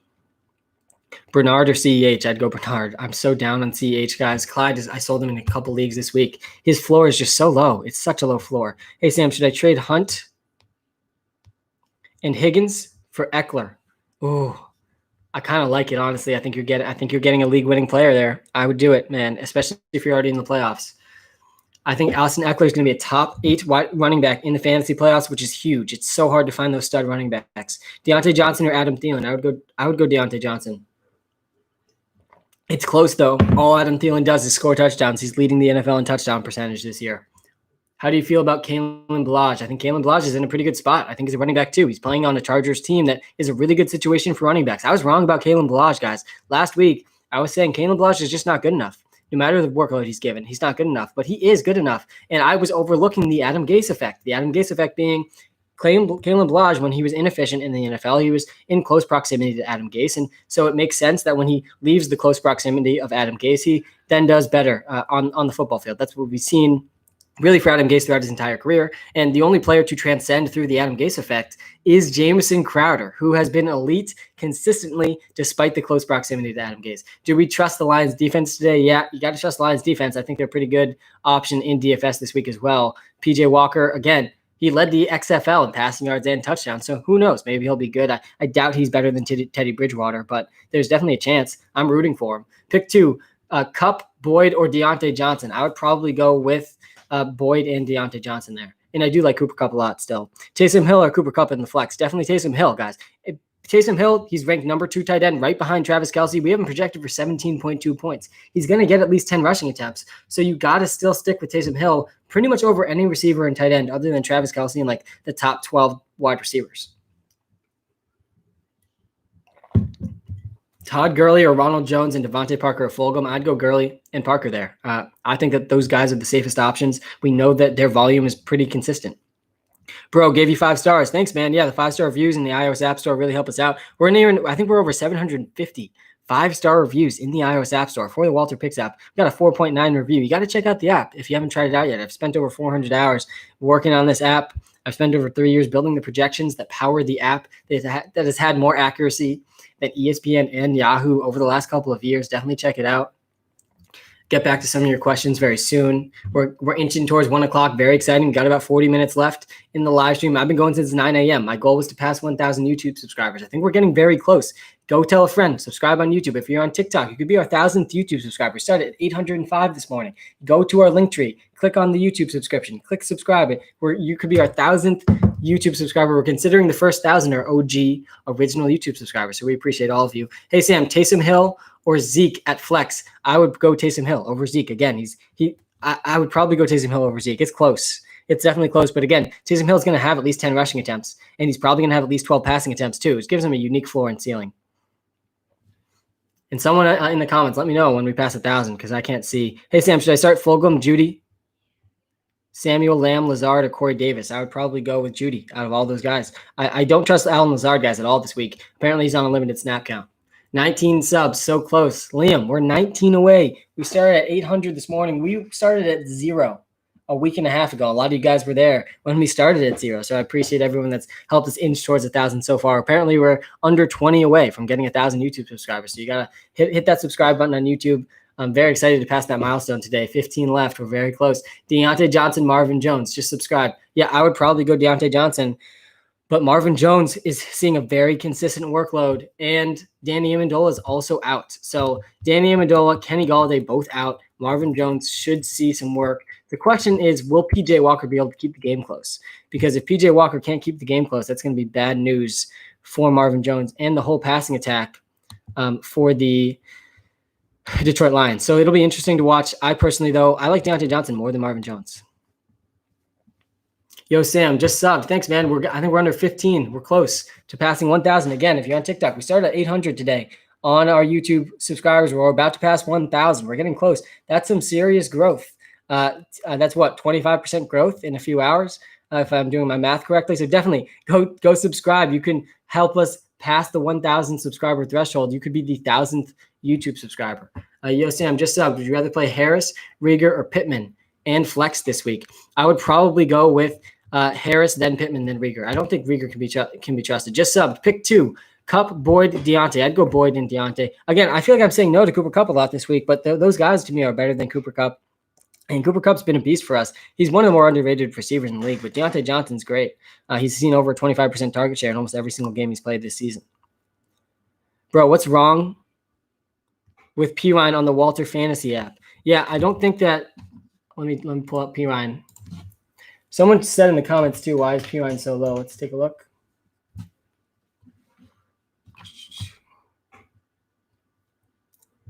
Michael Pirine.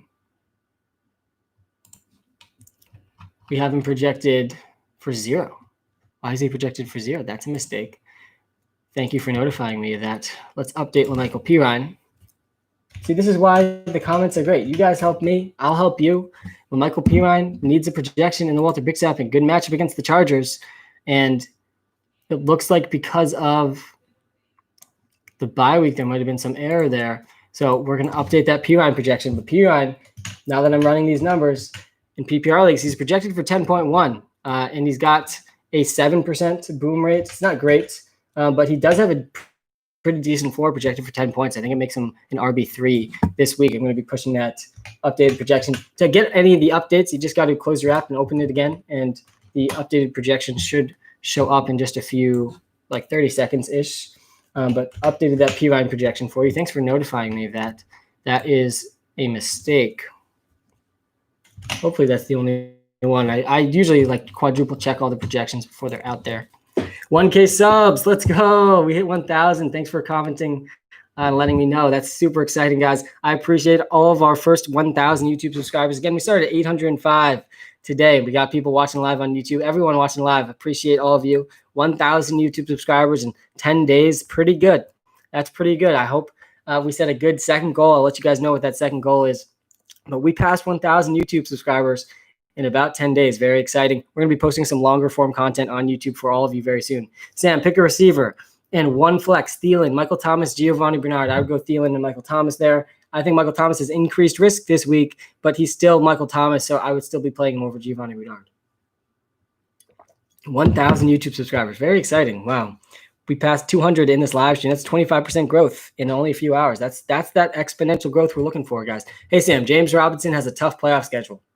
He does. Who are you trading for with an easier one? Here's the answer for you, William. It's Austin Eckler. Austin Eckler is going to be a league-winning running back this season. He's been top 10 in fantasy points per game all of last year. He was top 10 in fantasy points per game when he was playing this season. He's averaging around 19 fantasy points per game in his last 18 games, if you combine all of them.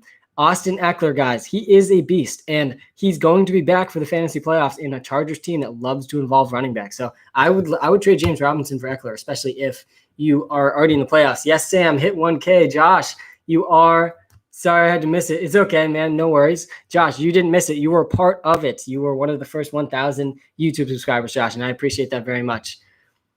Watson or Big Ben? I would probably go with Big Ben over Deshaun Watson this week. Godwin or Cooper? I'd probably go Godwin. And again, guys, you can answer all your start-sit questions in the WalterPicks app on the iOS App Store. Definitely go check it out if you haven't checked it out yet. I've spent over 400 hours building that app, and that is not an understatement.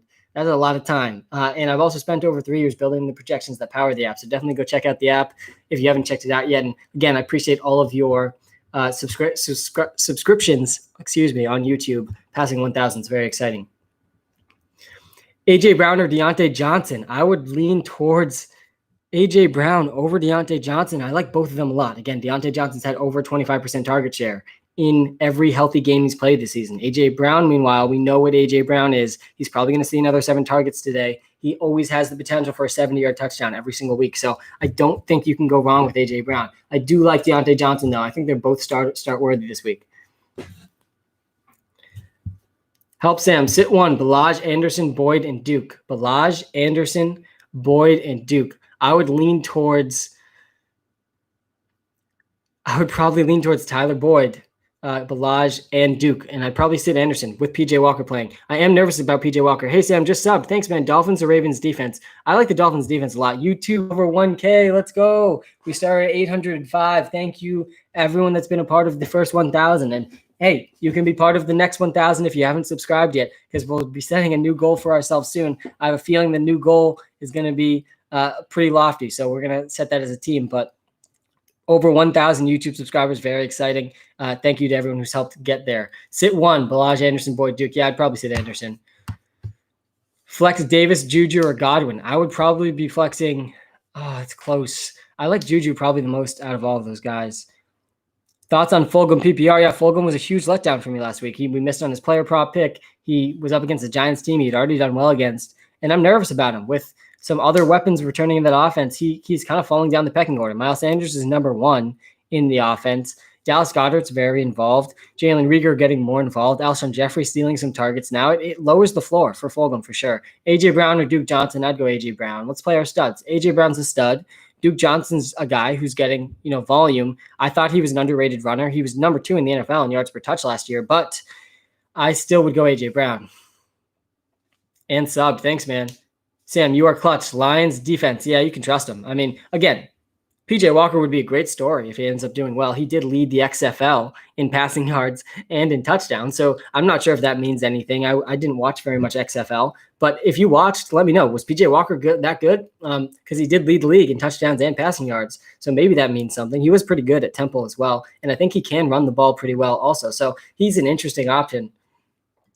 Cooper or Thomas? I would definitely lean towards Amari Cooper with Taysom Hill starting at quarterback. I think there's a range of outcomes, a pretty realistic one, where Taysom Hill only throws like 12 or 15 passing attempts. I still think Taysom Hill's got definite start. You got to start him at tight end and flex if you can. And he's probably a top 12 quarterback too, because he's going to see at least 10 rushing attempts. And that gives him a high floor, but it does lower Michael Thomas's floor as well. Would you go Dallas Goedert or Hayden Hurst full PPR? I'd probably go Goddard over Hurst. I like both of them. I think both of them have interesting upside. With Calvin Ridley back, though, I'd probably lean Dallas Goedert. I'd probably Hooper or Goddard, says Joe Martin. I would probably go Goddard as well, but Hooper is a very interesting option. I think Hooper could be the number 2 passing option any given week for that Browns team. Hey, man, should I trade Jacobs for Eckler and Juju? Yes. I really do think I would do that. I think that was CB Fishing. Good to see you, man. I would do that. I think Eckler has more league-winning upside than Josh Jacobs in the fantasy playoffs. And again, especially CB Fishing, you've been around for a while, so I assume you're already in the playoffs. So yeah, I would do that, especially if you're in the playoffs already. I need to start 2 of them, Jacoby Myers, Tyler Boyd, Will Fuller. I would probably go with Jacoby Myers and Tyler Boyd there. You made it to 1K. Congrats, my guy. 1K. Yes, that's what I said. Andre, thanks, man. I appreciate it. Yeah, we were at 805 this morning. 10 days ago, we had 0 YouTube subscribers. So we did this pretty fast. Very exciting. Super excited to be passing this threshold, and we'll definitely be setting another goal for ourselves. Everyone watching live on YouTube, I appreciate you. Hit that like button if you haven't hit it yet on YouTube. Appreciate it. And if you haven't subbed on YouTube yet, you can find the link in our link tree on TikTok. Does Hill at QB hurt Kamara's upside? Yeah, I think it hurts it slightly, but it might help his floor, honestly. I don't think that Alvin Kamara is going to fall out of the top 10 running backs. He's going to still see 15 touches a game. They're still going to get him involved in the passing game. Like Taysom Hill is capable of dump-off passes, and he's going to run at least 15 carries a game, I think. They have to, I think, funnel the ball through their best players with Drew Brees out, and I think he'll still be fine, but it could lower his ceiling a little bit because Drew Brees was peppering him with targets. Guys, Alvin Kamara is the leading receiver for the Saints this season. Alvin Kamara, he's leading them in receiving. If we take away all of Alvin Kamara's rushing stats, he's a top 10 wide receiver in fantasy football. That's how insane it's been for Alvin Kamara. He's doing something similar to what we saw from Christian McCaffrey. Any big player props this week? Yes, the free player prop pick of the week, one that I'm all in on. Justin Jefferson, over 61 receiving yards. Justin Jefferson, guys, he's averaging closer to 80 receiving yards, which is where I think the prop should be. He's up against the Cowboys secondary. That's bottom 5 in the NFL at stopping wide receivers. He's leading the NFL in efficiency in terms of per route run and yards per target. Justin Jefferson's a top 10 wide receiver in the NFL going up against a bad secondary. And I think the Cowboys offense could also be the best it's been in a while. So I like Justin Jefferson a lot this week, over 61 yards. I like him in DFS as well. Mike Williams or Thomas, close one. I think I would probably lean Mike Williams, to be honest. Mahomes or Herbert, always Mahomes, man. Mahomes is always a guy that you need to be starting. Will Fuller, Cooper, T. Higgins, Deontay, or AB, pick 3. I would probably go with T. Higgins, Deontay Johnson, and Cooper there. Damian Harris or Adrian Peterson at flex. I like Adrian Peterson, guys. I think Adrian Peterson is going to see 15 carries against a bad Carolina Panthers run defense. And if PJ Walker can't keep up, AP has the chance to go over 20 carries. Yeah, you still can start Mike Davis with Teddy out. I do still think that's a thing you can do. 1.01 subs. Wow, let's go. We passed the 1,000 threshold, and now we are actually we got an additional 10 subscribers, which is great. So appreciate everyone that's subscribing on YouTube. Definitely go subscribe if you haven't yet. We started 805 this morning, over 200 subscribers since we started this live stream, which is fantastic. Robinson or Zeke? I'd go Zeke over Robinson.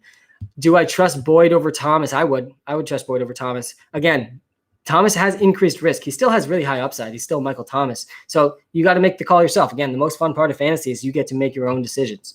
And I would be personally playing Tyler Boyd over Michael Thomas because Taysom Hill might only throw 12 passing attempts today. And that's not something I want from Michael Thomas. But he is still Michael Thomas, and maybe Taysom Hill only throws it to the best receiver that he has on the field. And so that could be good news for Michael Thomas. There's a scenario where it is.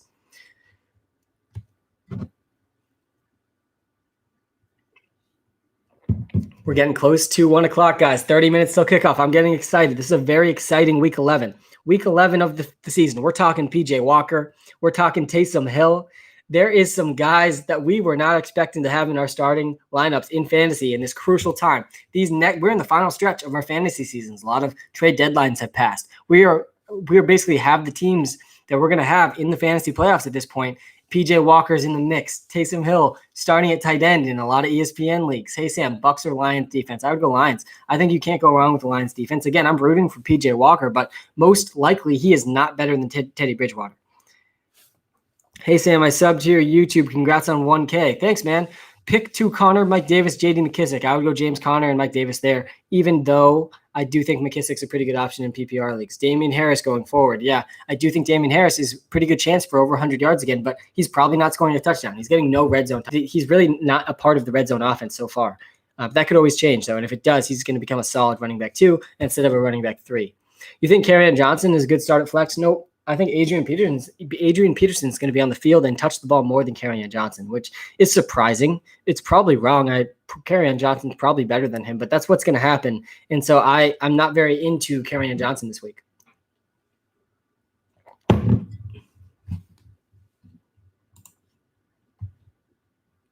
And guys, if you haven't checked out the WalterPicks app yet on the iOS App Store, you got to go check it out. I've spent over 400 hours building the app. Guys, help him see my question, please. Alexi, what's your question? Let's see. Let me scroll up here, Alexi. I'm not seeing any questions from you. But send a question, Alexi, and I got you. MT or Myers for an easy 10 points? It's Myers. Myers is an easy 10. He's leading the NFL in percentage of air yards. He's basically getting 1 out of every 3 Cam Newton passes. So, Alexi, let me know what your question is. Hey, you still doing player props? Spencer, yep. I know you're back because we've had 8 out of 10 accuracy so far in our free player prop picks that we've given away. And this week, the free player prop pick of the week is Justin Jefferson, for sure going over 61 receiving yards. I mean, he's averaging closer to 80. He's up against a bad Dallas Cowboys secondary, and he's leading the NFL in yards per route run and in yards per target. So if the Cowboys offense can be better, which I think it will be this week, Justin Jefferson's a lock to go over 61 yards.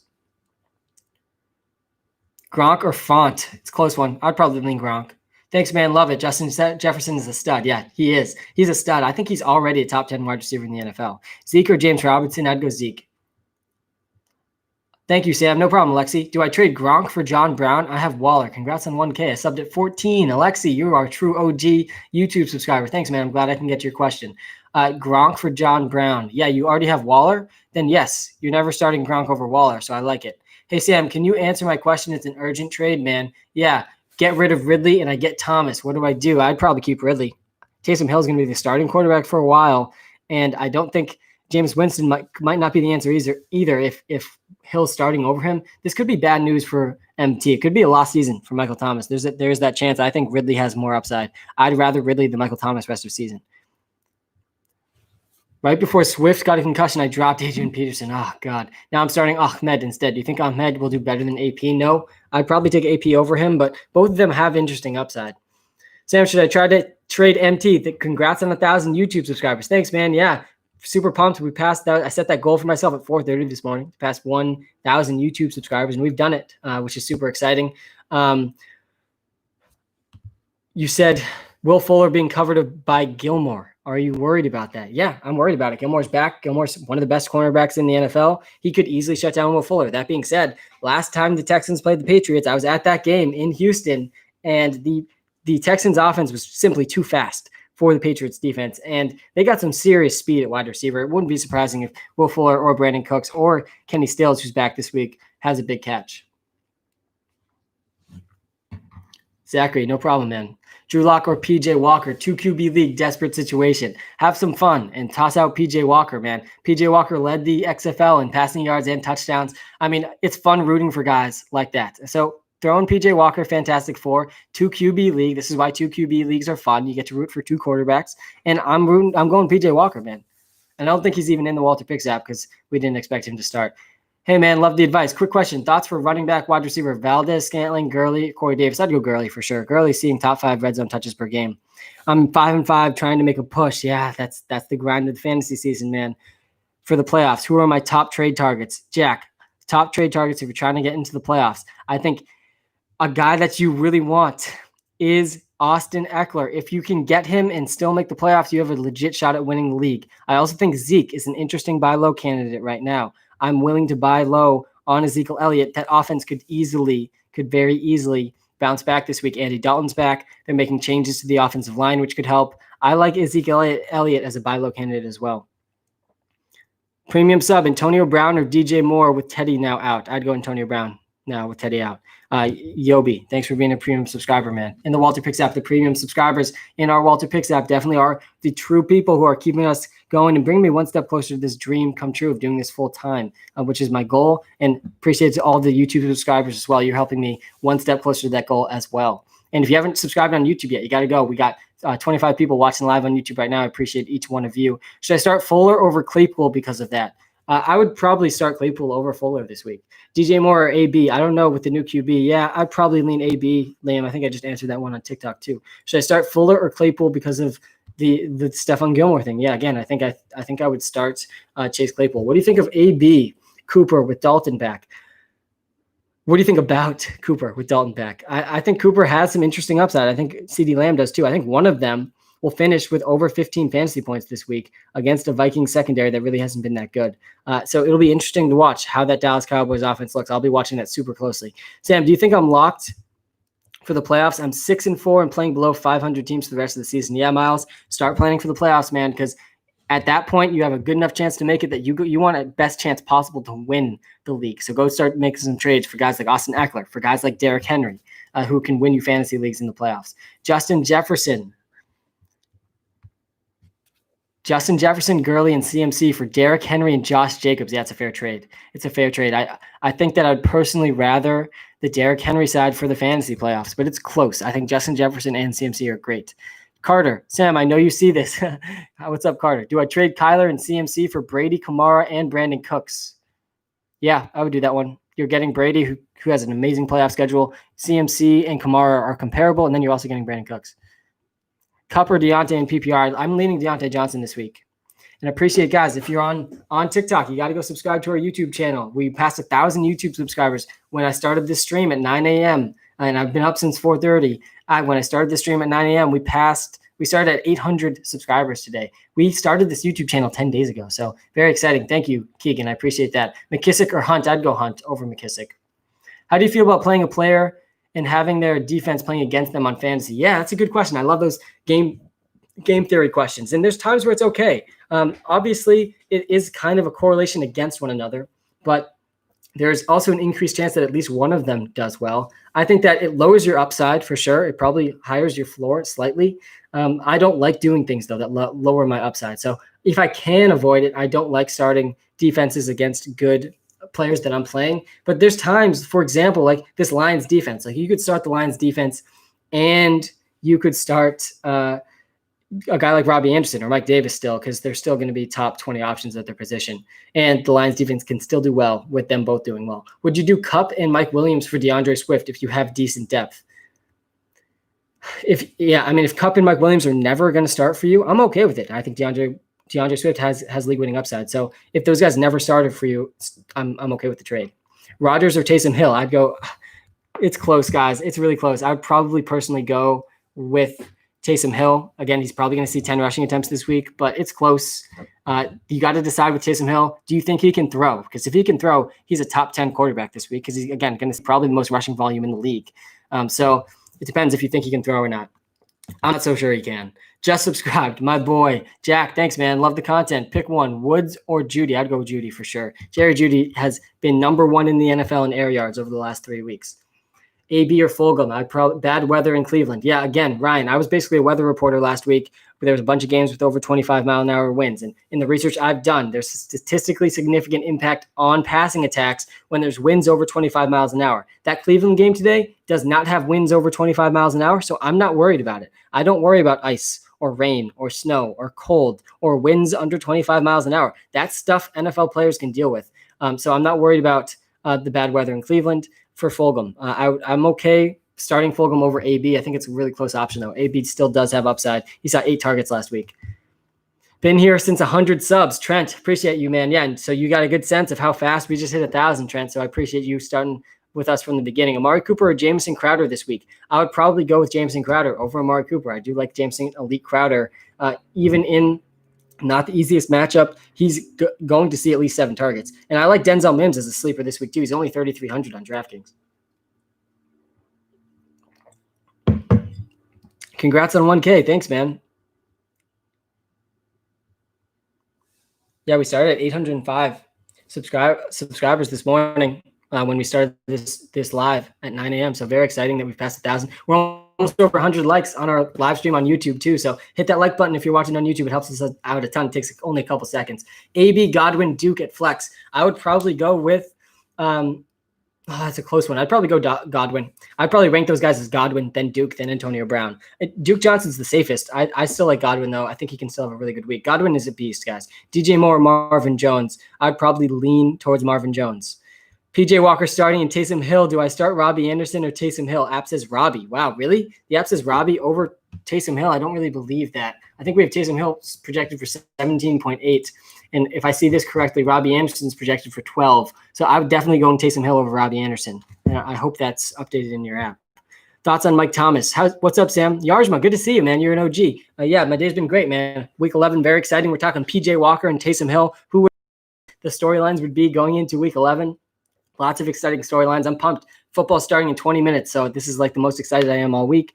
So thanks for asking. I would go Jefferson over Amari, by the way. I think Justin Jefferson's an absolute lock. He's our free player prop pick of the week. He's going over 60 receiving yards. I got to beat you got to win this week, Chuck. Thomas versus AB. I would probably go Thomas. Gurley or James Conner. I would probably go James Conner, even though he's a couple down weeks in a row. He did have his snap share increase again last week. Hey, Sam, please pick one. Mike Williams, Parker, or Crowder. Also, Lions defense. I would go Lions defense over. Actually, the Chargers against the Jets are definitely a lock. And I would probably choose, out of all those guys you said, I would probably choose Jamison Elite Crowder. And I think that name's starting to catch on, guys. That is his official middle name, Elite. Jamison Elite Crowder. Guys, if you didn't hit that like button yet on YouTube, you got to hit that like button. Try to get us to 100 likes before the live stream ends. We got 15 minutes till football. Very exciting. This is the you're on fire. Thanks, man. This is the final moments of your big week 11 decisions. Guys, you make your own fantasy football decisions. Whether or not you agree with my advice, that's okay. The most fun part about fantasy football is that you make your own decisions. You are in charge of your own lineup. And I'm going to give you the best information I possibly can to make your best start sit decisions. That's exactly what the WalterPicks app does, by the way. In the iOS App Store, it gives machine learning projections, boom and bust probability based on 10,000 simulations of the week. Basically all the info you need to make your start sit decisions. But that being said, these are some big decisions. This will impact, do you make the playoffs? Do you not? Do you get the good seeding? Maybe a bye in the fantasy playoffs. This is all big stuff. OG sub. Thanks, man. NS Millionaire, good to see you again. Gurley or James Conner? I'd probably lean James Conner over Gurley. What do you think about Big Ben this week? 300 yards again, definitely possible. He did it without practicing all week last week. Big Ben does have upside. Spencer, it's definitely possible. Hey, bro, thoughts on Damian Harris? Glaze. Yeah, I do think that Damian Harris has a good chance at 100 yards again this week, but he has low touchdown upside because he's not seeing any red zone touches. He's basically not involved in the offense once they get into red zone, which is frustrating. And he's not involved in the passing game at all. He's basically seeing no targets. So he does have kind of a low ceiling because of that, but I do think his floor is pretty good. I think he's getting at least 10 carries, if not 15 plus, and I think he could go over 100 yards. That offensive line for the Pats has been the strength of the team. You like Corey Davis this week? Could be a shootout there. Yeah, he's an interesting sleeper play. I like at an even cheaper price and probably even more available is Denzel Mims. Will Boyd be covered by Norman? It's possible. I think Boyd can still succeed regardless of who he's covered by with Joe Burrow playing in the slot. 2 more likes. Yeah, guys, we're almost at 100 likes on YouTube. Go subscribe. Join the live stream on YouTube. I'm answering those comments as well. Definitely hit that subscribe button on YouTube. We passed 1,000 YouTube subscribers just about 30 minutes ago, which was super exciting. I'm very pumped that we passed that goal this morning. Subbed last week. You know then how fast we've passed. We basically started this channel, I think 10 days ago. So we've passed 1,000 in 10 days. And you liked the live. Thanks, man. I appreciate that. Corey Davis or Jonathan Taylor? All right, Eric. I've definitely seen you around. That name sounds familiar. I would probably go Corey Davis over Jonathan Taylor. I don't trust Jonathan Taylor at all. 1 like to 100. We're close, guys. Who's going to be the 100th like, man? Hit that like button on YouTube. I appreciate it. Emergency question. Trade Will Fuller and Gibson for Gaskin and Deontay Johnson. No, I wouldn't do that one. I don't think Gaskin's guaranteed his job back when he returns. I mean, he's good. Don't get me wrong. He was playing really well. He was the lead back. But I'm okay with Will Fuller and Antonio Gibson there. I wouldn't do the trade. 103. Thank you guys for getting us over 100 likes. I appreciate everyone watching live on YouTube. 100th like, Lucas. I appreciate you. Myers or Cooper? I would probably go Jacoby Myers over Amari Cooper. Guys, Jacoby Myers leading the NFL in air yard share. Very impressive what we've seen from Jacoby Myers. He's been a huge part of the Pats' last 4 wins. I mean, they would not have had those wins without Jacoby Myers. He is 7th in the NFL in targets per game at this point in terms of target share. 1 out of every from Cam Newton is going towards Jacoby Myers. Which Bucs wide receiver is going to be locked up by Ramsey? Liam, that's actually not how they're using Ramsey. They're not locking anyone up. They're actually not locking him onto a single player. It's what we saw last week, and it's what we're going to see this week too. He's going to play probably like 50% of the snaps on Mike Evans / Chris Godwin. Probably like 75% of the snaps will be Mike Evans and Chris Godwin, then another 25% will probably be on AB. They're going to move him around. He's even on Gronk at some points. Sam, Amari or DJ Moore? I would probably go Amari over DJ Moore. PJ Walker's a guy I'm rooting for, but can you really trust him? I'm not so sure. I have PJ Walker, by the way, in 1 million maker lineup this week because why not? That would be an amazing story if I could win $1 million thanks to PJ Walker. That would be pretty fun. Sam, Amari or DJ Moore? Again, I'd probably go Amari Cooper over DJ Moore. Okay, thank you, man. No problem. And again, you can use the WalterPicks app in the iOS App Store to answer any of your questions. Definitely, you got to go do that if you haven't tried out the app yet.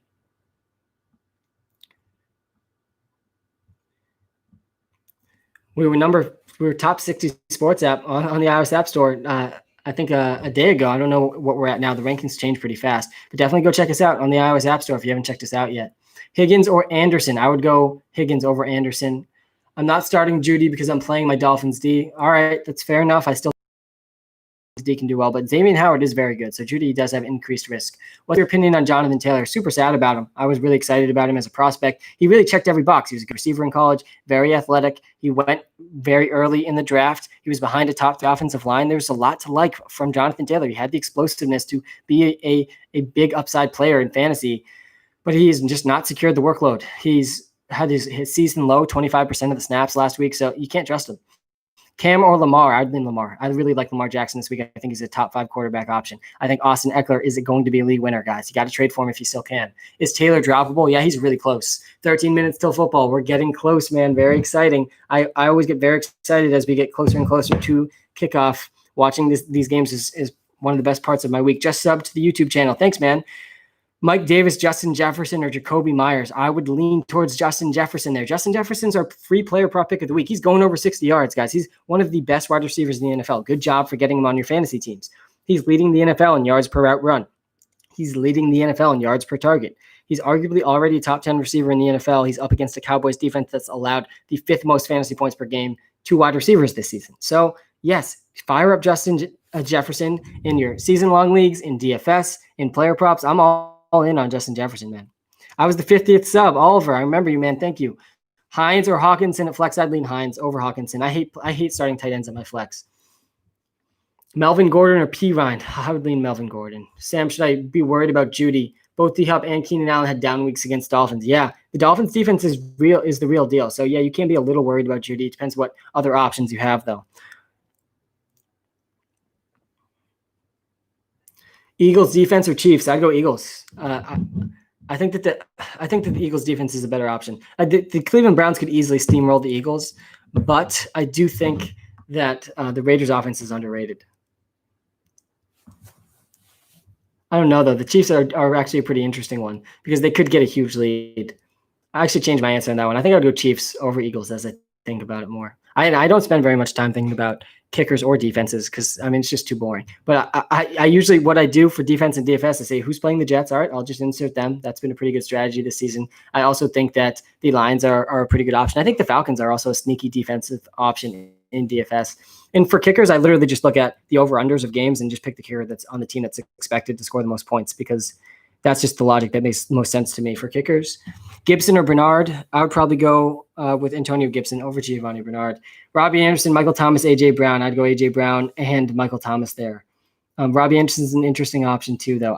It's close between Robbie Anderson and Michael Thomas. Definitely not MVS, though. Lazard is back. I don't think MVS or Lazard are startable with MV. They're going to be like splitting the same role. We have about 5 minutes left of the stream, guys. Very exciting.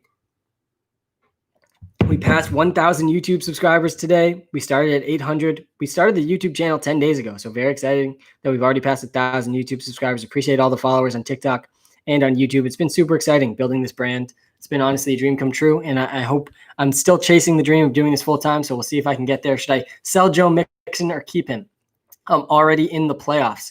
if you're already in the playoffs, then that's the case to keep him, right? He should be back by then. He should be back in the next 3 weeks, which is when the playoffs start. So I think you got to keep him. Otherwise, you're just selling too low. Congrats on 1K, my guy. Thanks, man. I appreciate it. A lot of you have seen this YouTube channel grow along with me since it started at 0 10 days ago. Hey, yo, congratulations, Sam. Been watching you from TikTok. Just sub. Thanks, man. Appreciate it. Deontay or Juju? I'd go Deontay Johnson. Keelan Cole or AB, and Walter we trust. And Walter we trust, man. I would go with AB over Keelan Cole. And guys, if you haven't checked out the WalterPicks app yet on the iOS App Store, you got to go check it out. We've had more accurate projections that I helped build using machine learning and artificial intelligence. It's extremely accurate over the last couple of years compared to the other projection sources out there. And I spent over 400 hours building this app, and we got a really positive response. We got a 4.9 rating on the App Store, so definitely go check it out. I appreciate it. Please help. Could you choose top 3? Zach, I'll do my best. Ridley, Fuller, Amari, or Jameson, Elite, Crowder. I love that you got the name. Jameson, Elite, Crowder's 1, then Ridley, then Amari, then Fuller. That's how I'd rank them. I think Fuller could get locked down by Gilmore today. Hey, Sam, congrats. Thanks, man. Should I start Judy over Ridley? Nope, definitely not. Guys, Calvin Ridley and Julio Jones, they are absolute must-start players, always. They have number 1 wide receiver overall upside. Taysom or Zeke at flex. I saw this one earlier, too. I'd probably go Zeke. It's close, though. I mean, again, Taysom Hill's going to see at least 10 carries and probably at least 10 passing attempts, giving him a unique floor and ceiling combination at the quarterback position that you can start at the flex. But I still think Zeke is going to have a big bounce-back week. This is probably the best the Cowboys offense will be since in the last month. Ronald Jones or Landry, congrats on 1,000 YouTube subscribers. Thanks, man. I appreciate it. Yeah, it was a super big accomplishment that we were striving for today and hits. We gained over 200 YouTube subscribers today, which is super exciting. And I would probably say, when is the app coming to Android? Soon. I would probably say Landry over Ronald Jones, but I've been wrong about Ronald Jones now for a couple straight weeks. Is it time to drop Kittle? No. Not until we get another report. You can't drop George Kittle, especially if you're going to be in the playoffs. If you're not in the playoffs, then maybe, yeah, you could drop him, but there is still a small chance Kittle comes back. I'm putting it at like a 10% chance, but that 10% chance could be league winning 10% chance. So I'm still holding on to him. Jarvis Landry or Jalen Reagor. I'd go Landry.